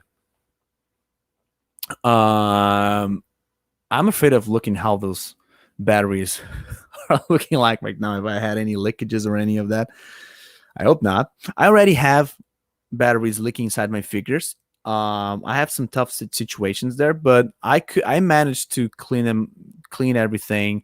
Um, I used WD-40 and some soap and cottons and just scrape everything. Everything looks spot on right now, and the figure didn't get damaged. Nothing actually happened. When I put new batteries in there, they function properly. So Rob is replying to Metal Hawk Collectibles. Yeah, I've started taking all my batteries out of my figures. Don't trust them. No, I don't. I don't trust them as well. I don't trust them as well. And when I have my, for example, when I got this figure, I was so happy with it. I was just like, oh my God, this is super awesome. And I put the batteries on, turn them on, and I was just like, holy shit, he looks absolutely stunning. And then I left it on my shelf. When I came back 10 minutes later, he was already almost like if nothing were actually lit. And I was super devastated by it. I was just like, oh my God, this is the main feature of this action figure. And how can I do that? So I just kept displaying him without batteries and all of that, like I do for all my other figures. I don't, I like I said, even if you had all the switches on and batteries inside the figure, they're going to last for 10 minutes tops. So when I made this custom work, I chose an Iron Man figure to test things out. And then I went to Ultron because he's got more light up features. And it's a success, man. It's a success. I absolutely love this. I can use the same technique now that I discovered, which is how to recreate the soap reactors thing. I can use the same technique to light up any other figure, Iron Man, War Machine, or even the Batmobile that Rob mentioned. It's very, very, very simple, but you gotta understand what you're doing. Don't try this at home if you're not sure of what you're doing, because you may explode your LEDs if you're using like 12 volt, 24-volt connection power supplies. Don't do that, because every single Hot Toys figure works with 5-volt LEDs. All right, they're all 5-volt. So each battery is 1.5 volts. So they give you a total amount of 4.5 volts. So you can basically call 4.5 a 5-volt. It's the same. 0.5, it's not going to make any difference. However, there is a technique involved. Because before I go into this, let me just read Rob's comment here. Hey, Alan, you're ever worried living it all time that, excuse me. Hey, Alan, are you ever worried when leaving it on with fully lit all the time? The light bulbs may break. That's the only thing I worry about when light up features, is if the bulb dies and having to try and change them. Oh yes, I got what you're saying. That's exactly what I was about to talk right now. What happens is every single light has a has a finite lifetime. All right. So usually, you gotta see the specs. When it comes to really small LEDs, those LEDs are very small. All right. Hot Toys LEDs are very small. The voltage, which is the tension, is really small. It's like 5 volt. The current, it's super small as well. So all values are very small, and the brightness is also very, very. It may be strong, but it doesn't demand a lot of power. So those are very small LEDs, and they tend to last a lot at the same time. So if you leave a LED of Hot Toy style on 24/7 without turning them off, never, just 24/7, it's gonna last something around 30,000 hours, I think. The average lifetime for LEDs are it will go until 50,000 hours max. All right. So you don't have to let them on for. I mean, if you're gonna leave them on for 24/7, it's a little bit of a exaggeration in my opinion. You can totally go for example, I don't leave them on for 24/7. This figure here, I don't do that. I just said that I could do that if I want, but I don't. Not even my lightsabers. I usually leave them on for what? Depending on my lightsabers, there was a moment where I was leaving them on 20 excuse me, 12, from 12 to 15 hours straight, and I would just turn them off. And in the next day, I would do the same. I would wake up, turn them on, and only when I go to bed, I would turn them off. So that would be around, under 20 hours a day. But there were days where I wouldn't turn them on. The Ultron Prime is the same. I don't leave him on the shelf because I just changed shelves and I have to pass the wires through and all of that. So he was set up on my first display cabinet, but then I moved him to another position and I had to pass the wires through again. So I didn't do it until now. So he was off this whole time. So until I reach between 20 to 50,000 hours, that's a lot of days, man. That is a lot of days. And we got Gemini Toys in the area say couldn't make it earlier. No problem, man. No problem at all. I really appreciate you here, dude. Thanks a lot, man. I was talking about this Ultron Prime figure here that I have, and this Ultron Prime figure, Gemini Toys, it's not using any batteries. I'm not using any batteries for his base and the figure, as you can see. I'm actually hooked him up into cables, and those cables are connected to a power supply, and I just plug it into the wall, and boom, I can leave this guy here lit for 24/7 without having any lights dimming. And we were talking about that. But if you leave the figure lit for 24/7, how many years would that last? I mean, and we have Pepe saying here on the chat that it's more than 5 years and a half. So, we got Spaceology here. What's up, my friend? Welcome, and thank you so much for joining. Hey, Alan, great stream quality and audio. Just tuning in. Oh, thank you, brother. I really appreciate that. And welcome, man. Thank you very much. Gemini Toy says that's the way to go. Batteries suck. Man, everybody talks about that, right? And if you guys can see it here on the background, I just got my art printed into a canvas. So this is my digital art that I have on my Instagram. And I went to a Brazilian website that actually prints stuff out. You can send them your art so they can print it out into poster format, canvas format. And if you want to frame it on the wall as a the classic way, you can as well. And I choose the artistic canvas, so it looks like someone painted. Someone, I mean me. It looks like I did it right on the canvas itself. It looks super nice, as you can see here. This is 30 inches by 30 inches, by the way. It looks super cool. And yes, batteries suck, man. And again, we're paying for those features, man. If a figure has a lot of features, we are paying for that. And knowing that we cannot use that because batteries suck, it's a bummer. Café com Ned says, fantástico. It's looking like a hand painting. Thank you, man. I'm gonna talk in Português a little bit. Então, exatamente isso. Na verdade, Alan, eu imprimi isso aqui num site brasileiro. chama On the Wall. The name of this website is On the Wall, Brazilian website. E esse site brasileiro, ele imprime pôster, ele imprime quadro, ele imprime em tela, em canvas, e eles têm as próprias artes deles que você pode comprar, ou eles fazem a tua própria arte no formato que você quiser. E aí eu mandei essa arte minha para eles, para eles fazerem em canvas, e ela é 30 polegadas por 30 polegadas, e ficou muito massa, cara. Parece que eu pintei nela mesmo, né? Então ficou bem legal. Essa então é a arte que eu tenho no meu Instagram, e aí eu pedi para eles imprimirem ela para mim físico. So I just explained him in Portuguese how the process works here. And so Pepe says here that more than 5 years and a half. So Pepe, when you say that, are you saying like displaying using the LEDs 24/7, non-stopping, or it's more like a generic stuff where you can live them like 10 hours a day, or I don't know, 50 hours a week? Because depending on how much time you live them on, you can go for more than 5 years or less than 5 years, if I'm not mistaken. Could you do the kindness of checking this out for us, please? Since you already enlightened us with your information.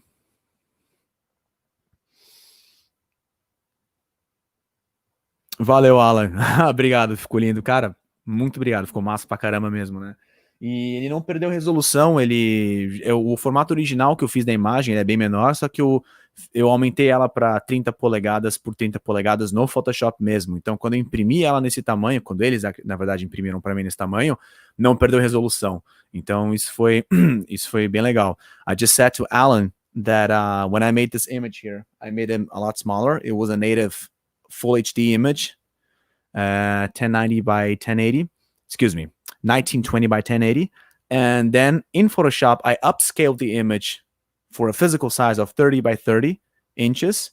And then I sent this file, which was the bigger file, so they could print it out on the same size, 30 by 30. This way, we're not going to lose any pixels.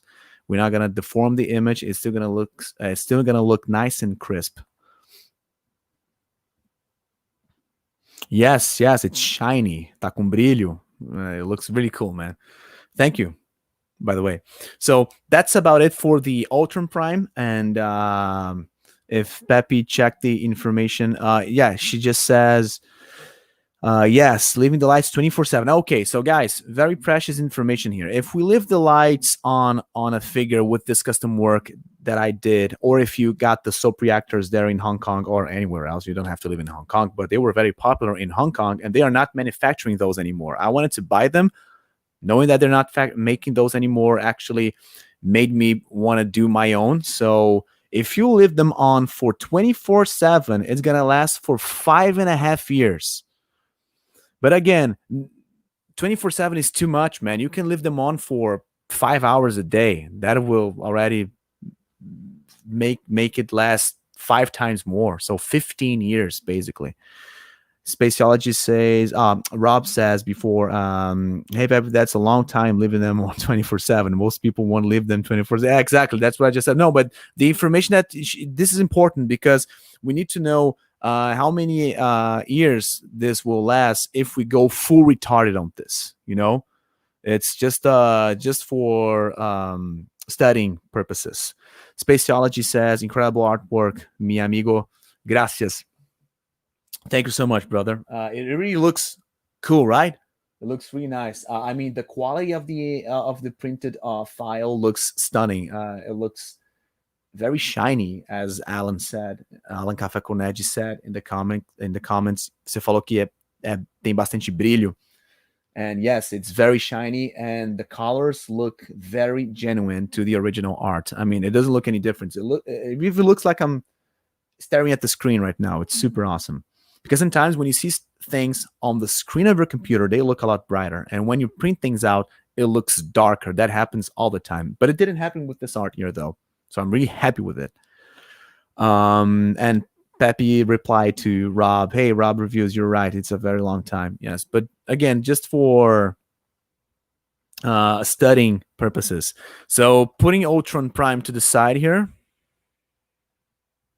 I'm going to go for another figure of mine that is one of my favorites. Are you guys ready for that? All right, here it goes.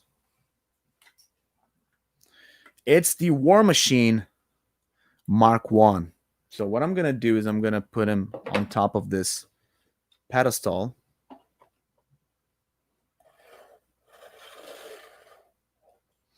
I freaking love this guy, man. I love this guy. For me, this is the best one. I mean, I don't. I was never a huge. I was never a reader of War Machine comics, but I was always. I always digged his design, the idea of the character, Rhodey. I mean, I always thought he was a very cool character, but I never read War Machine comics. But I remembered when I bought my Marvel Legends figures, I remember that I bought him, and he was one of the rarest figures of the wave. And I got him. I still have him, and he was super nice, man. He was always, the idea was always to make him bigger, and that's because there was a moment, a saga in the comics called Demon in the Bottle. It was when Tony Stark got he was getting drunk very often. He was actually giving up on his Iron Man idea, and he was just wanted to sit and feel sorry for himself as he was having all those drinking problems. And his friend Rhodey decided to step in and since Iron Man was now gone, he decided to carry on the Iron Man personification, but with a little bit of a personal touch. So he was a lot more violent, and that's why a lot of people that don't know the comics don't know that.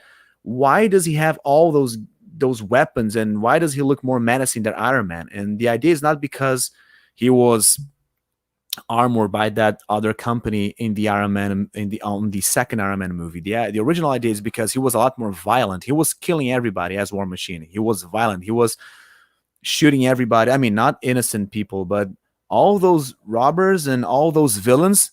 War Machine didn't spare any lives. He was ready to kill.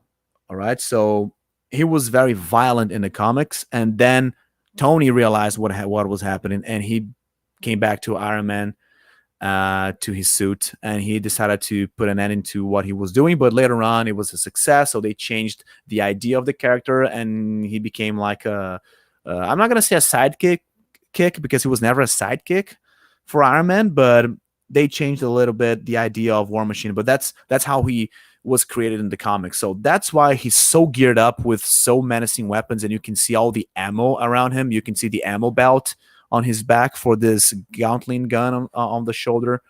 That's the idea of the character. So they maintain that in the movies. I think the Iron Man movies have awesome designs. I mean, I love every single suit they make.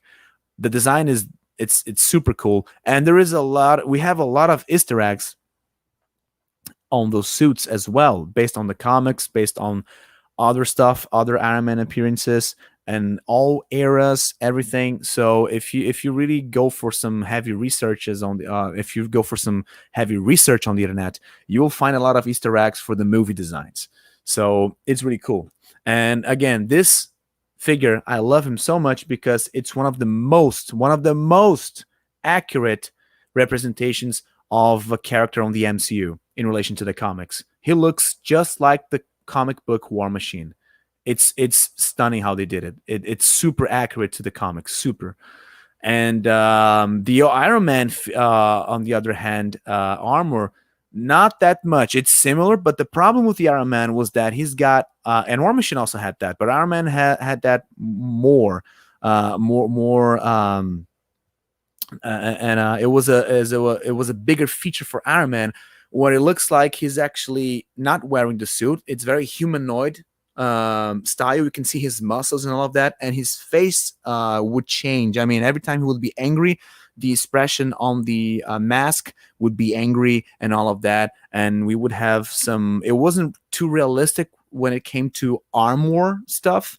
And they really changed that later on with other sagas when they were like, no, if it's an armor, it doesn't, you cannot move its expressions or any of that. It's got to look more realistic. But anyways, what I was saying, that this for me is the one of the accurate representations that we had on the MCU in relation to his counterpart in the comics. So there we go. We have some comments here. Rio Ferdicum says, Oh yeah, Spaceology says, where is it? Uh, Looks so badass with that shoulder cannon. Yes, yes, and it's articulated. Obviously, you guys know that, but you can make this like seeking its target. Shoot first, ask questions later, if you will. Real Ferdinand says I keep saying says, but it says, right? Badass dude. He also says I just bid on the War Machine Punisher version. Oh man, so controversial, right? A lot of people actually said that this was a pass. Not for me. I want to get that figure as well. So the Iron Man Punisher figure, he shares the arms of this figure. Okay, so the arms of the Mark One are the arms for the Punisher one, and the rest, the head, if I'm not, no, the head might be the same as well. No, it's not. The head, the torso, and the legs are from the Civil War Machine. So it's a mixture of this guy and the Civil War version. Hot Toys do that a lot, man. Hot Toys does that a lot. Gemini Toy says, interesting. The story is a little different than the comics. Didn't know that story. Yes, the movies always tend to change stuff, right? But that was the story. He was more violent. That's why I like War Machine, because he was like, nah, fuck that. Let's just go Batman. Batman, I mean the Dark Knight Batman, right? From Frank Miller. That was already tired of all that crap and decided to kill everybody. I mean, enough. Let's not waste any time putting people in jail, or let's just kill them all. War Machine punishes me. Oh yeah, why? Why that? Mistype. What do you mean by that, Gemini Toys? Why does he punishes you? Because it's the type of figure that you want so bad, but it's like I remember when you said that you wanted to start die-cast Iron Man and War Machine figures, but you're afraid that it might become an addiction. Is that what you mean right there? Because my friend, it will. I started with one figure and I couldn't stop, man. It's absolutely awesome. War Machine Punisher is cool, I mean. Yes. War Machine Punisher is super, super, super cool, man. I like that. Rob says, I have to head up. Oh, right. He says, I have to head off. See you, Alan. Fun live stream, bud. See you all. Thank you so much, Rob. And I hope to see you next week as well. So stay safe, man. Real Ferdicum says, so far it's only $30. The bid? How many days you still have left for this bid, man?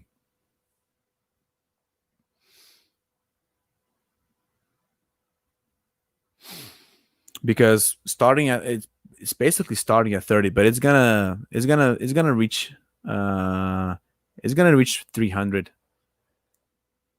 Is it used or is it still new in the box? Because that makes a lot of difference. But I think it might be below the $300 mark if it's used, but if it's new in the box, it might pass the 300 mark, man. I think. So, all right. So I'm going to put this guy here to the side. I'm actually going to take him out of the pedestal because it's a little bit scary. So I'm going to put him. You know what? I forgot to do something. I'm going to articulate him, put him in another pose. And let's do this. Now, it's been a while since I messed with this guy here the last time, so I got to be careful when I'm raising his arms and elbows and thighs and movement and all of that, and shoulders. But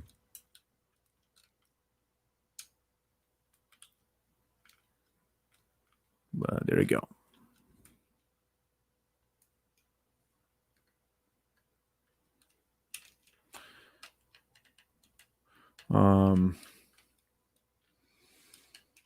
So Gemini Toys. All right. So Real Ferdicum says, yeah, the bid is 6 days, so it's a 6-day bid. Okay.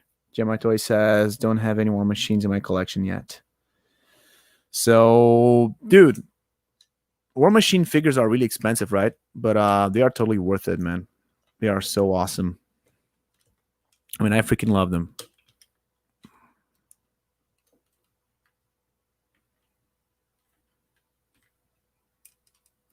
I freaking love those War Machine figures, man. And this is again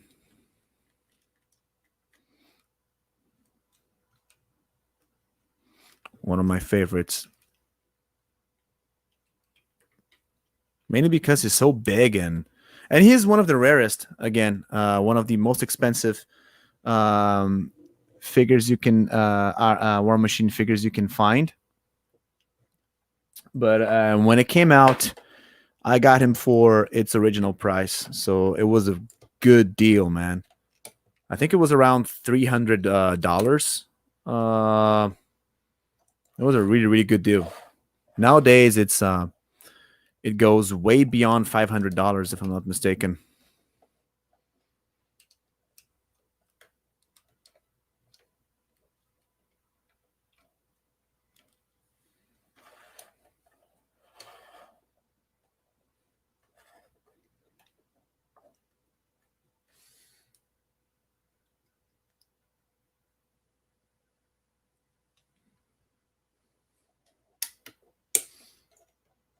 The problem is that this stand here is not the best stand to hold him in place because he's super heavy, man. He's super heavy.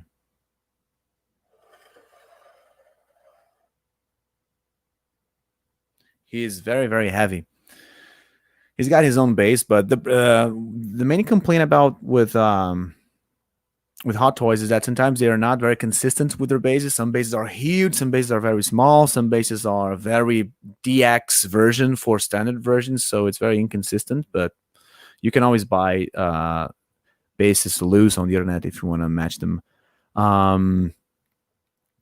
So the Faradicum already said, yeah, new in the box with shipper. All right, so with the shipper original box, the brown box. And Gemini Toys asks, would you recommend if only one? So if you're gonna go for one and only, which War Machine I recommend? All right, so I'm gonna go for my opinion, but it's not gonna be yours as well. But the thing is, go for this guy here. He's more expensive, but you live in Japan, so you might get a good deal on him. You may find a loose one that is actually on great conditions. Why would I recommend you this guy here? Because this guy here, he is super comic book accurate. So if you want to have a War Machine figure, one and only, I think it would be awesome to have on the shelf something that is actually the best representation of a comic book version counterpart, if you will. Because that will be the story you might tell people. So wow, so many marks, so many War Machine marks. Why do you get only one? And you might say, well, because this character is very important in the comics, and he was very important on Iron Man comics. And when he first appeared, he was portrayed just like that. So the movie fully respected the idea of the comics, and that's something that is one of the most controversial topics when it comes to Hot Toys collectors, because when you have Hot Toys collectors, there are also comic book fans. They will always complain about that, about not being accurate to the comics. So you might have there in your shelf the best representation within the whole Marvel, within the whole MCU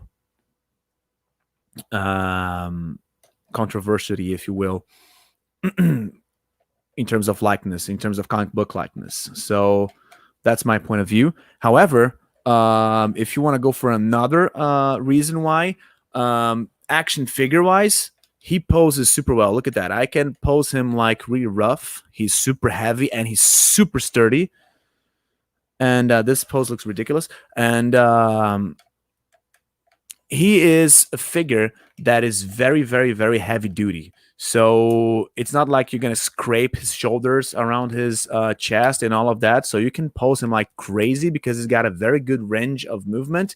And he doesn't get like restricted because of all the weaponry on his back. And you do have a little bit of that with the Civil War War Machine. The Civil War Machine has a little bit of a problem when it comes to posing, because he's got a lot of gear on his back and his chest, so it's a little bit more difficult to put him into dynamic poses. So this guy here for me it's still the biggest War Machine figure, but the most posable War Machine figure. So that's absolutely fantastic. Nah, that looks bad. This is the Mark One. This is in the Iron Man 2 movie, and it's the Mark One War Machine. Actually, I thought about doing something in the stream that I ended up not doing, but I will do this right now to help my friend here, GMI Toys. Can you guys give me a second? I will be back after these messages. Oh, I gotta go for some impressions as well, right? I'll be right back. Hold on.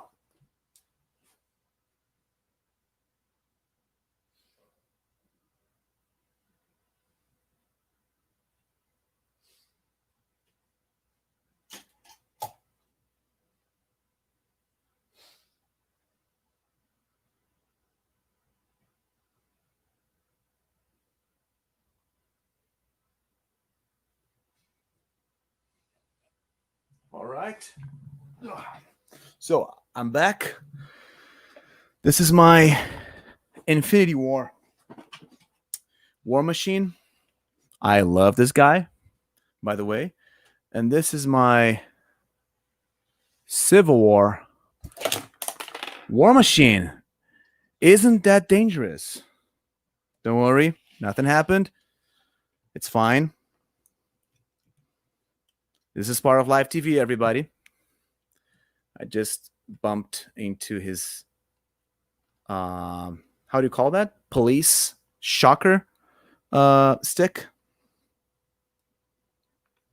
So he's not actually very firm on him on this. Oh yeah, this is a little bit. There we go. That's the Civil War Machine. So what I'm gonna do is I'm gonna take this guy here out of this stand. And I will put first the Civil War one. All right. I love the Civil War movie, by the way. This is him. Civil War one. Okay. And he's also big. He's also got his back cannon that you can articulate. And he looks very similar to the other one, to the Mark One War Machine. But this War Machine here, he is actually, again, he's actually very similar to the Mark One War Machine, but at the same time, he's completely different, and that's due to his design. I think they mixed. Let me take this out of here. I think that Hot Toys mixed the idea, not Hot Toys, excuse me, the movies maybe decided to go for a mixture of the Mark One with the Mark Two War Machines, and they created this one here that looks absolutely stunning. I love this guy here as well. And I mean, you can go wrong, GMI Toys, with War Machines. All right, you can go wrong with them. You will see yourself actually wanted to pick them all up. So I highly recommend you to do that. But they look terrific together. But if you want to choose only one, you may get the original, the Mark One, which, like I said, is the most comic book accurate character we have for the MCU. You can choose this guy here, all right, which is the Civil War version. But there is one cool thing about these two figures. The difference is, I mean, you're not gonna leave them lit, right? Because, like we said, we hate batteries. But this is the thing.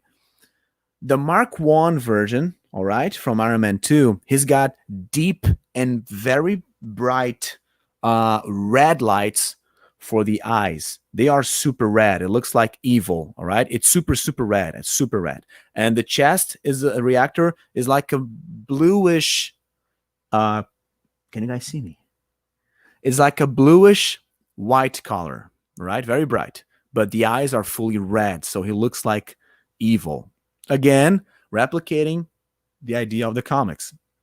And the this one here, the Civil War, he's got a different tone for his eyes and chest. They both are of the same color, and they are not red. They are a pinkish white color. So it's a little bit of a pink color there. So that's actually very different from the Mark One. And let's talk about the Infinity War Machine. That is absolutely fantastic. This guy here is the most equipped War Machine figure. I mean, he has a lot of gear on him, a lot of stuff. Um, we got Rhodey's face right there. So he's got a lot of stuff. He's got all those panels here that are articulated. You can change the missiles on his trapezius. You can open some flaps. There are actually right here on the side. You can articulate them. He's also got a shoulder cannon right in here. I'm gonna go for a 360 here. He's got a lot of stuff. Pepe, we can see you. Thank you very much. Look at that. Those look like it looks like wings, right? Looks like wings. And it's absolutely fantastic, man. I really love this guy here. This War Machine figure here for me is also super cool.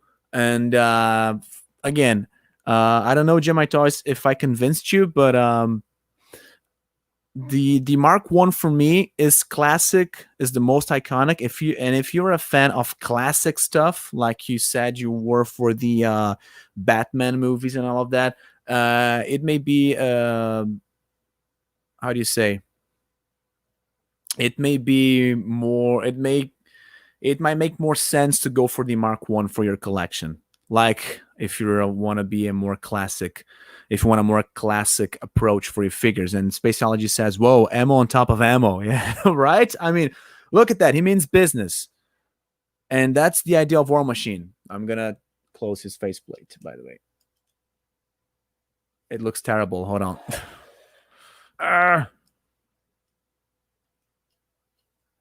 There you go. That's because you gotta close his mouth. If you leave his mouth open, you gotta open his mouth so you can take the faceplate off. Classics, yeah. Oh, all of them are die cast. Okay, all of those 3 figures are die cast or heavy duty die cast figures. So you just gotta go for the mouth. You open the mouth, take it off, put it like so, and you can close them back up, so you can reveal Don Cheadle's face. You can reveal Rhodey's face. Absolutely stunning figures. I love War Machine.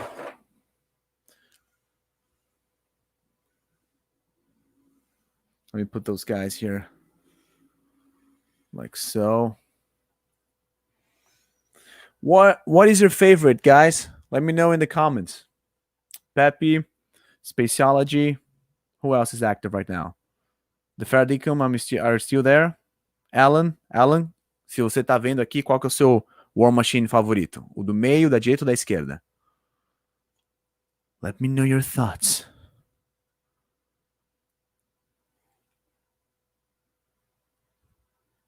Let me find the angle here. All right. War Machine Mania. And they are more difficult to get, but I got 2 other War Machines. I got the regular Mark II from Iron Man 3, which is a lot more slimmer. It's a different approach. It looks like the Mark 42 and 43, actually. And I also have the Avengers Age of Ultron Iron Man, which is, War Machine, which is a repaint of the Iron Patriot. Is that correct? I think so. I'm not sure. Yeah, it's a repaint of the Iron Patriot as well. Alan says Café com Nerd do meio, the middle one. So he went for the Infinity War Machine. And Pepe says that this guy here, the Mark 1, is her favorite. Let me just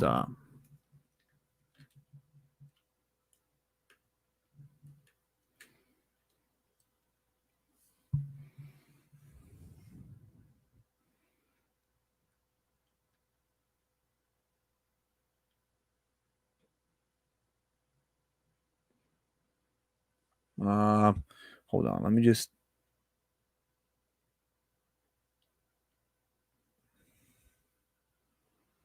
All right. And Real Ferdinkum says that Mark 1 is also his favorite. So nobody choose the Civil War one. Okay. That's not a problem. The Civil War one looks really cool. So like I said, it's a mixture of the Mark 1 and 2, I think. The Mark 1 is a lot slimmer. It looks like like I said, the Mark 42 and 43. It's the same mark. It's the same mark as the Iron Patriot, if I'm not mistaken. The Iron Man Mark D. Excuse me, War Machine Mark 2. Thank you, Pepe. You love how I'm posing them. Thank you. Thank you so much. Um, I'm not changing the Civil War, the Infinity War version because I do love and dig this pose here. So I don't want to risk it taking out of this pose here and be like, oh my god, I can put it back on that pose. So this one here as well. I think I love this pose here, like resting the stick, the shock stick on his shoulder. So all right, so that's about it for War Machine figures. So I'm just gonna put this guy in here. I'm just gonna put this other guy in there, and I'm gonna leave the Mark 1 as it's most of you guys already told me that it's your favorite. So I'm gonna put him like in a menacing pose, like if his like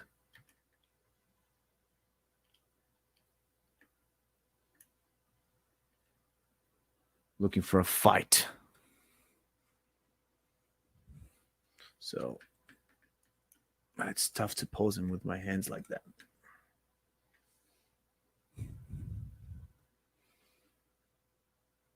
There you go.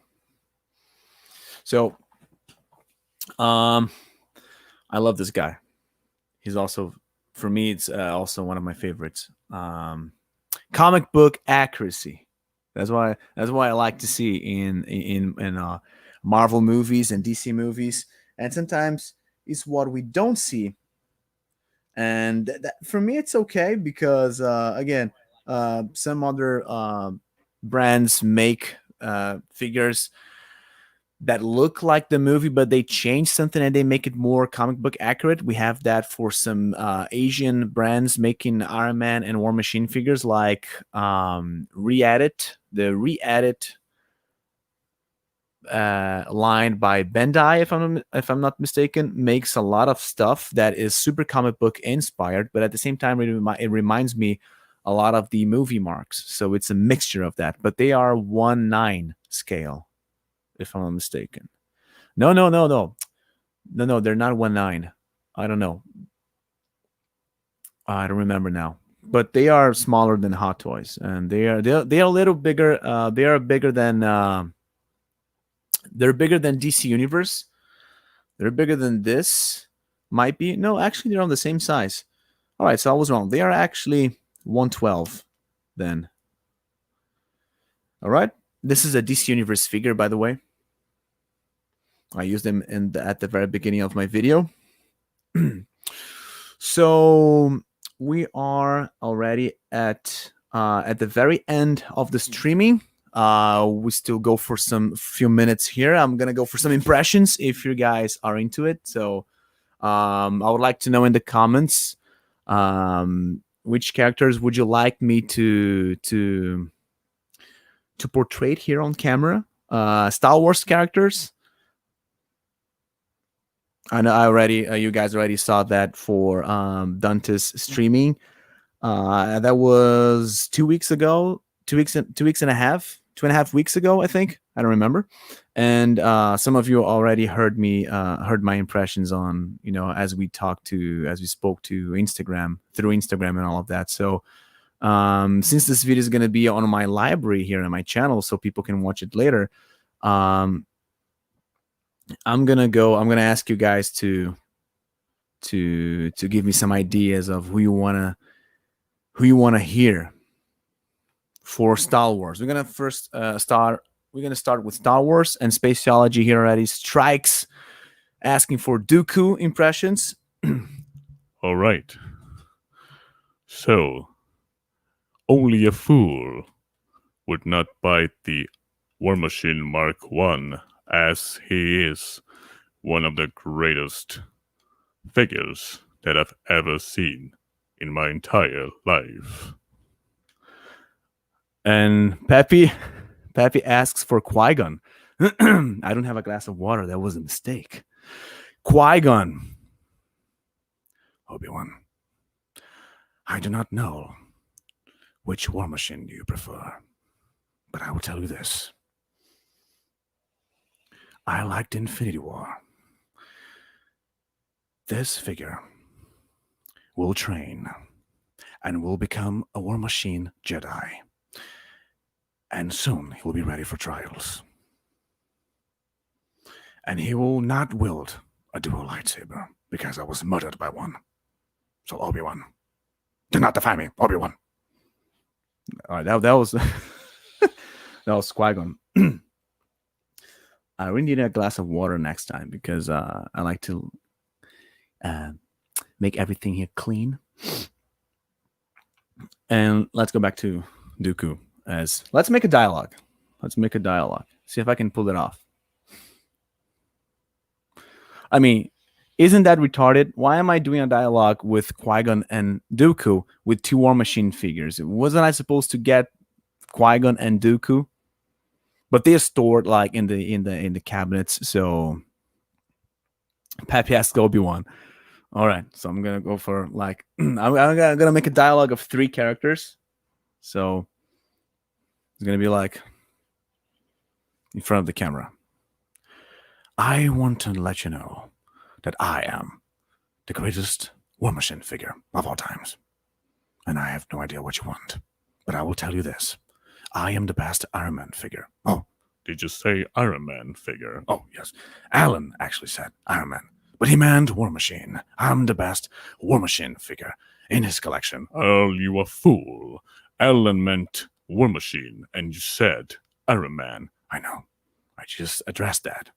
It was his mistake, not mine. I think it is your mistake, Qui-Gon. And you are dead. You are not even alive. So get the hell off my face. As you wish. And then we have Obi-Wan Kenobi joining the party here. It's like, oh my, this is madness. Well, I gotta tell you, my friend, that my favorite Iron Man figure will be... he almost fell. My favorite Iron Man figure... Oh, what am I saying? Iron Man, Alan?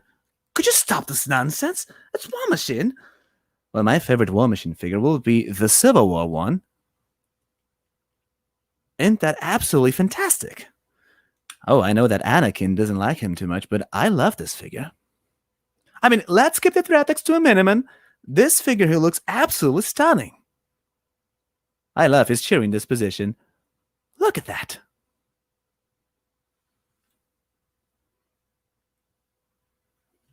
Oh, get off my face, you two. I'm bringing my War Machines back into the table because I want to wrap things up with them looking good on camera. How am I going to put them looking to the camera? Like so. Quizzical look in there. And the War Machine for the... yeah. Oh, yeah. Guys, by the way, no, let's not wrap things up right now. I said that I would talk a little bit of Star Wars. We had some breaking news recently, and actually, who told me that was the Ferdicum reviews. Oh, Kafakuna is just laughing. Pepe too. Thank you. I hope you guys enjoyed my impressions. This is the greatest channel of the Empire. And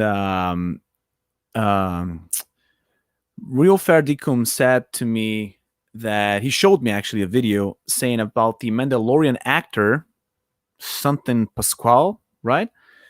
I don't know his name. And he said that he's actually leaving the show. He left in the middle of the recording of the season. I don't exactly know what season, if they're talking about season 2 or season 3, because the name of the video was season 3 canceled.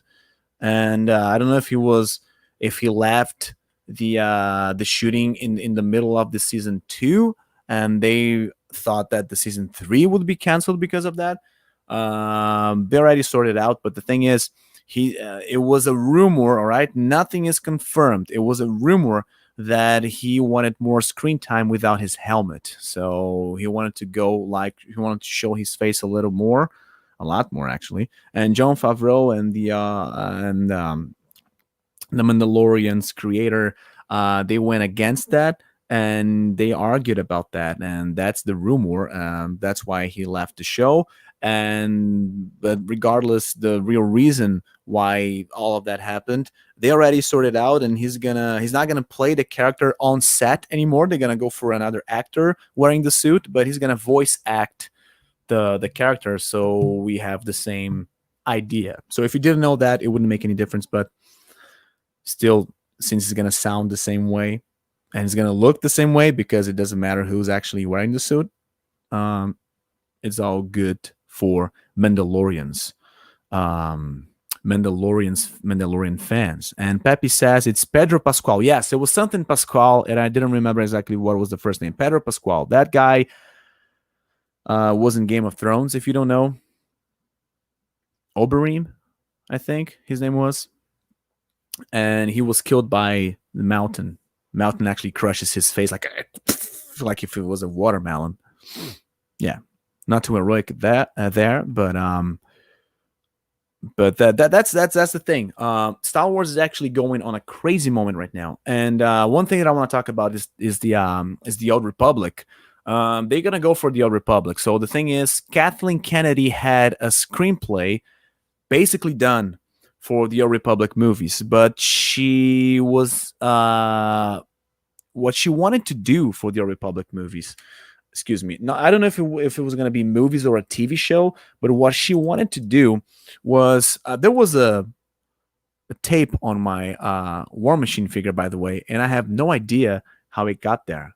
Why did I use this tape for? But it was there. I just noticed and I just peeled it off, but have no idea what it was doing there. But, okay, that's normal. You may find that in your figures as well one day. um, so what she wanted to do was she wanted to use the name Old Republic, the brand Old Republic, but she wouldn't go for Darth Malgus, Darth Revan, Darth Malak, Bastila Shan, and all the main characters of the original story. So she would simply put everything into the garbage can, and she would restart with new characters probably that no one never heard of, just like they did with Ray, Finn, Paul, something like that. And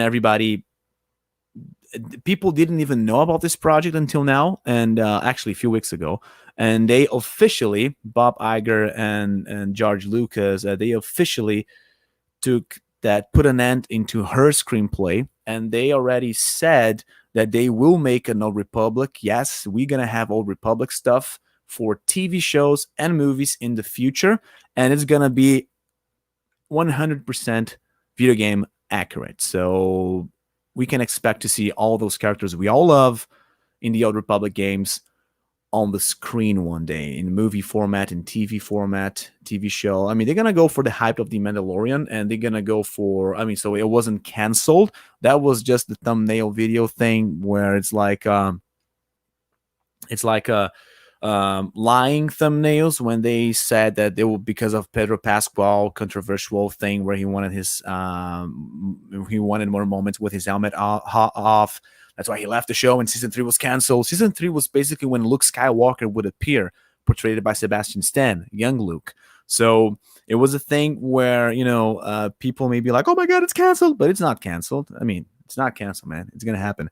And in the near future, I mean, I don't know how many years, but they're going to go for Old Republic as well. I mean, they would actually, what they said, or George Lucas said, most importantly, is that they want to go for something that is actually cohesive, like one unique piece of Star Wars content for every single fan. So that's why they're gonna go for Luke Skywalker, young Luke on the Mandalorian, related to his moment in the comics when he actually fell in love for another character. And I think they're gonna go for this as well on his own TV show that was already announced. Luke Skywalker will have his own TV show, and they're gonna mixture a lot of stuff that happened in the comics after the Return of the Jedi. So George Lucas said that games, comics, movies, TV shows, they all must be on the same universe, following the same chronological line, and they are gonna actually make everything like fit together nicely for all hardcore Star Wars fans, newcomers, prequels fans, whatever. Talking about the prequels, let me read just some comments here. Gemini Toy says, I'm finally receiving my Mandalorian figure next week. So stoked. Man, awesome, awesome. Can't wait to see some pics of your Mandalorian figure. Cafe Coneji says, you're training those lines all week. LOL. Yes, I always do characters. I like to talk to myself a lot, so I'm always making like, Hey, good. Yes, you shall do it. and or like, I'm to it, you will, you know, Yoda voices and Anakin voices. Like my powers just doubled since the last time we met. Dooku. Good. Double the pride, twice the fall. Anakin, we're doing this together. And Obi-Wan and all of that. I love making voices, man. Gematoy says, I was listening to your impressions. Nice. Thank you so much, man. And Spaceology, Alan says, voices. Yeah. Cool voices. Dark side voices. Spaceology says, I see that Sideshow Dark Margus back there as well. Nice. Yes. That's his box. I don't want to knock my painting over. Knock over my painting, rather. And this is the box of my Sideshow Darth Malgus figures. He's not here because he's gonna be the star of our next stream for next week, where I'm gonna put him as one of my favorite figures as well. And I'm gonna display him with the custom lightsabers I make. He's got his own lightsaber that I made for him. It's a very big blade. It's bigger than the others, and his hilt. It's super sweet. I love the design of his hilt. You can see his angry face right here on the back. And I kept his box, man, because I want to go for some unboxings and some reviews as well. I'm not gonna go like make a living out of that, but I just want to make it for fun. I want to make something like that, a segment on my channel, which is going to be reviews and unboxings. And for the review of my Darth Malgus figure, I'm going to use this box, so that's why I kept it. I don't want to toss it away. I want to keep it. And maybe once I'm done with his video, when I post it, I don't know, I may throw it away. Not sure. Because it's a very cool art. It is. But the box is not that sturdy. It's actually very low quality cardboard box, if you will. In my mouse, it's turned off. Real Faradicum Review says season 3 of the Mando will have something else playing Mando, and Pedro will just be doing the voice. Yes, I said that you actually told me that, man. You actually sent me the video, and I was shocked with the idea, but at the same time, I don't know what to think about this. Maybe something else happened there. As the guy in the video said, I don't remember his name, actually, the name of the channel. Sorry about that, but the guy actually speculated that we might have something else going on, and they just chose this excuse to go public with that. But probably they argued about something else. I'm not sure about that. But man, it's ridiculous, right? All those things happening regarding these TV shows and movies and all of that, and it's like a tremor in the force. We sometimes we feel like, oh my god, what's gonna happen now? It's not a safe zone, Nowadays, it's not a safe zone. People might be rebooting stuff. People might be forgetting about stuff. People might be they don't even consider stuff that they made. So yeah, but I totally understand. I mean, if fans are not happy with it, you gotta find a way to make people, forget about that, or at least make them forgive you about the mistakes you made, right, Disney?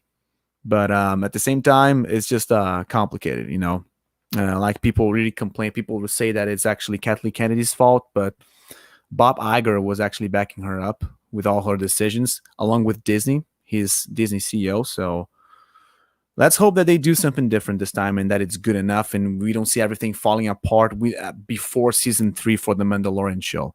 And Gemini Toy says, do you usually keep the boxes for your figures? And no, I usually don't. I keep few boxes. I kept my Darth Maul that is behind my art here. I kept Darth Maul box, as you can see, because it's a very, very beautiful box and it's super sturdy. This is a slide cardboard piece, and inside we have a very, very sturdy box. So if I want to store my accessories and all that sweet stuff, I'm gonna go and I'm gonna store them, put them all inside those my action figure boxes. I have here the Excuse me. Why do I keep saying Civil War? Infinity War. It's because it has war, right? I have this guy's box here. Where is he? He's right here. Because again, it's a sturdy box. So I basically keep the sturdiest boxes Hot Toys make. It's very sturdy. The artwork is beautiful, and again, it's super sturdy. So I like to store things in here, like manuals. I put all my accessories, all my secondary heads, weapons, hands, swords, and all of that. I put in little plastic bags, and then I store them inside my boxes. Right now it's empty, but I have some boxes up there on this comic book shelf here. And I have some very sturdy boxes as well. And there I have all my action figures accessories stored. So almost bumped into my art. I would like to catch that on my live stream. So there you go. So I had some other sturdy boxes that I threw away, but basically because I didn't have space to put them. And I know that some collectors like to display the boxes behind the figures on the shelf. I am not against that. I think it looks awesome, but I'm not this kind of collector. I don't like having the boxes behind the character. But I think my voice just cracked right now. but I think it looks it goes for a very cool display. But it's not like I only keep them if I see a fit for it. Like, yeah, it's gonna fit my my idea of storing things, and if I don't need boxes because I already have plenty of empty boxes laying around, I'm just gonna toss them away. Like I said, for the Darth Malgus figure, once I'm done with his review, so I can show the box where he came in, I will probably throw that away. So, alrighty. So, all right, people. I guess that will be it for today's streaming. We got 2 hours and 11 minutes and 48 seconds. And I want to know if you guys have any questions, anything else you want to ask, or anything you want to say. I mean, I see Gemma Toy saying here, I store my accessories in my Darth Vader's box the same. Yes, I mean, it's super cool, right? Usually I like the shoe system, the box that slide where the top part slides upwards like a shoebox, standard shoebox, because those you always leave like laying on top of your cabinet or under your cabinets. And I have all my accessories there. I have some of them right there, like I mentioned, and I got all my Iron Man Avengers and all of that accessories in there. I also got my DC Universe. Those figures here, they come with a lot of accessories as well sometimes. And I also got some smaller boxes with all their accessories. I mean, Ares' shield and sword is stored somewhere here. I don't know exactly where. I don't remember, but it's somewhere. He also says Alan is sending a lot of faces crying, laughing and crying, actually laughing out loud. Gemma Toy says, I'm keeping them for now, but I'm running out of space. Yeah, that's the problem with boxes, right? They tend to take a lot of space, man. I think that when you put one next to the other, for example, I got here my Iron Man from Infinity War next to my War Machine, and if you put them like side by side, it looks absolutely fantastic. Basically, because of the art, right? Spaceology says, awesome voices. Thank you so much, man. I'm really glad you enjoyed it. And Pepe says, great show, Alan. Thank you so much. Thank you, everybody. So if you guys have any other questions, I'm all ears. And all right, so we covered everything. We talked about Star Wars. That is on the title, but it was actually the last thing I said on the streaming. So I'm sorry about that. For that, if you're watching this after the video was posted, we went for the art as well. The Hulk turning into Doomsday art. I talked about this very cool art that was actually printed in a canvas. What else? We talked about, as I was waiting for people to join, we talked about the figures from DC Universe, which represent the figures that I wanted Hot Toys to release, but they never did. I also talked about my favorite Hot Toys figures, and it became a War Machine mania here. A lot of War Machine characters. Actually, we got 3 War Machines, but it's already enough, right? And we talked about my Ultron figure, my Ultron Prime figure that I fully customed in order to make him um, uh, light up without batteries. So we got here everybody. And that's about it. So let me put them out of the way so I can say goodbye.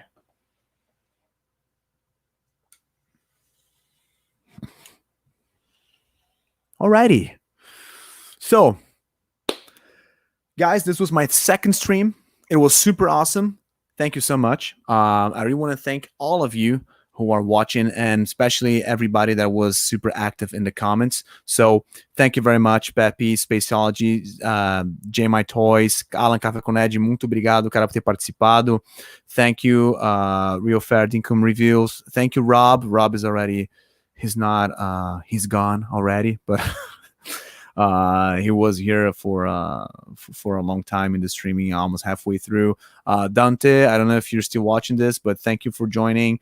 And thank you for commenting, and thank you so much, guys, and I hope to see you guys in my next video, which is going to be next week. All right, so we're going to for all the segments again with other figures, other action figures, maybe other DC Universe figures. You can put down below in the comments if you want to see anything, like any other figures I may have that you want me to show. I have a lot of stuff, so if you want me to show you guys anything in particular, you can ask me on Instagram. We can talk through Instagram. Let's talk to Instagram, everybody. I mean, I like chatting with people on Instagram through direct. And if you want me to make any other voices or impressions for you on the Instagram messages as well, you can totally ask me for that in here in the videos comment section or through on Instagram. I got my Instagram account on my description. All right. So guys, thank you so much. I had a lot of fun. 2 hours and 16 minutes. Thank you again. And I hope you guys have a excellent night or rest of night. You guys located in Australia, in Japan. I mean, Gemma Toys is in Japan, by the way, and follow his account as well. He goes for some really cool toy hunting videos. Actually, I got to watch your last toy hunting video, man, where you got your Terminator figure. I got to watch that. And if you have any questions about Japan and collectibles and all of that, he's your guy because he's located in Japan. So he's got some very cool day one information. And especially for diecast Iron Mans and War Machines, he already saw some of those guys and their prices on one of his toy hunt videos. And he actually shows the price and all of that. So if you're looking for any figure, or if you want to know how much are they retailing for in Japan, native Japan, you can check his videos out. All right, it's super cool. So thank you, everybody, and I hope to see you guys later. Don't forget to subscribe to my channel, like my videos, or ask me anything down below. All right? Yes, Jemmy Toy says do it. Thanks. You're welcome, man. Thank you again, and I hope to see you guys next week. Have a great night or a great day.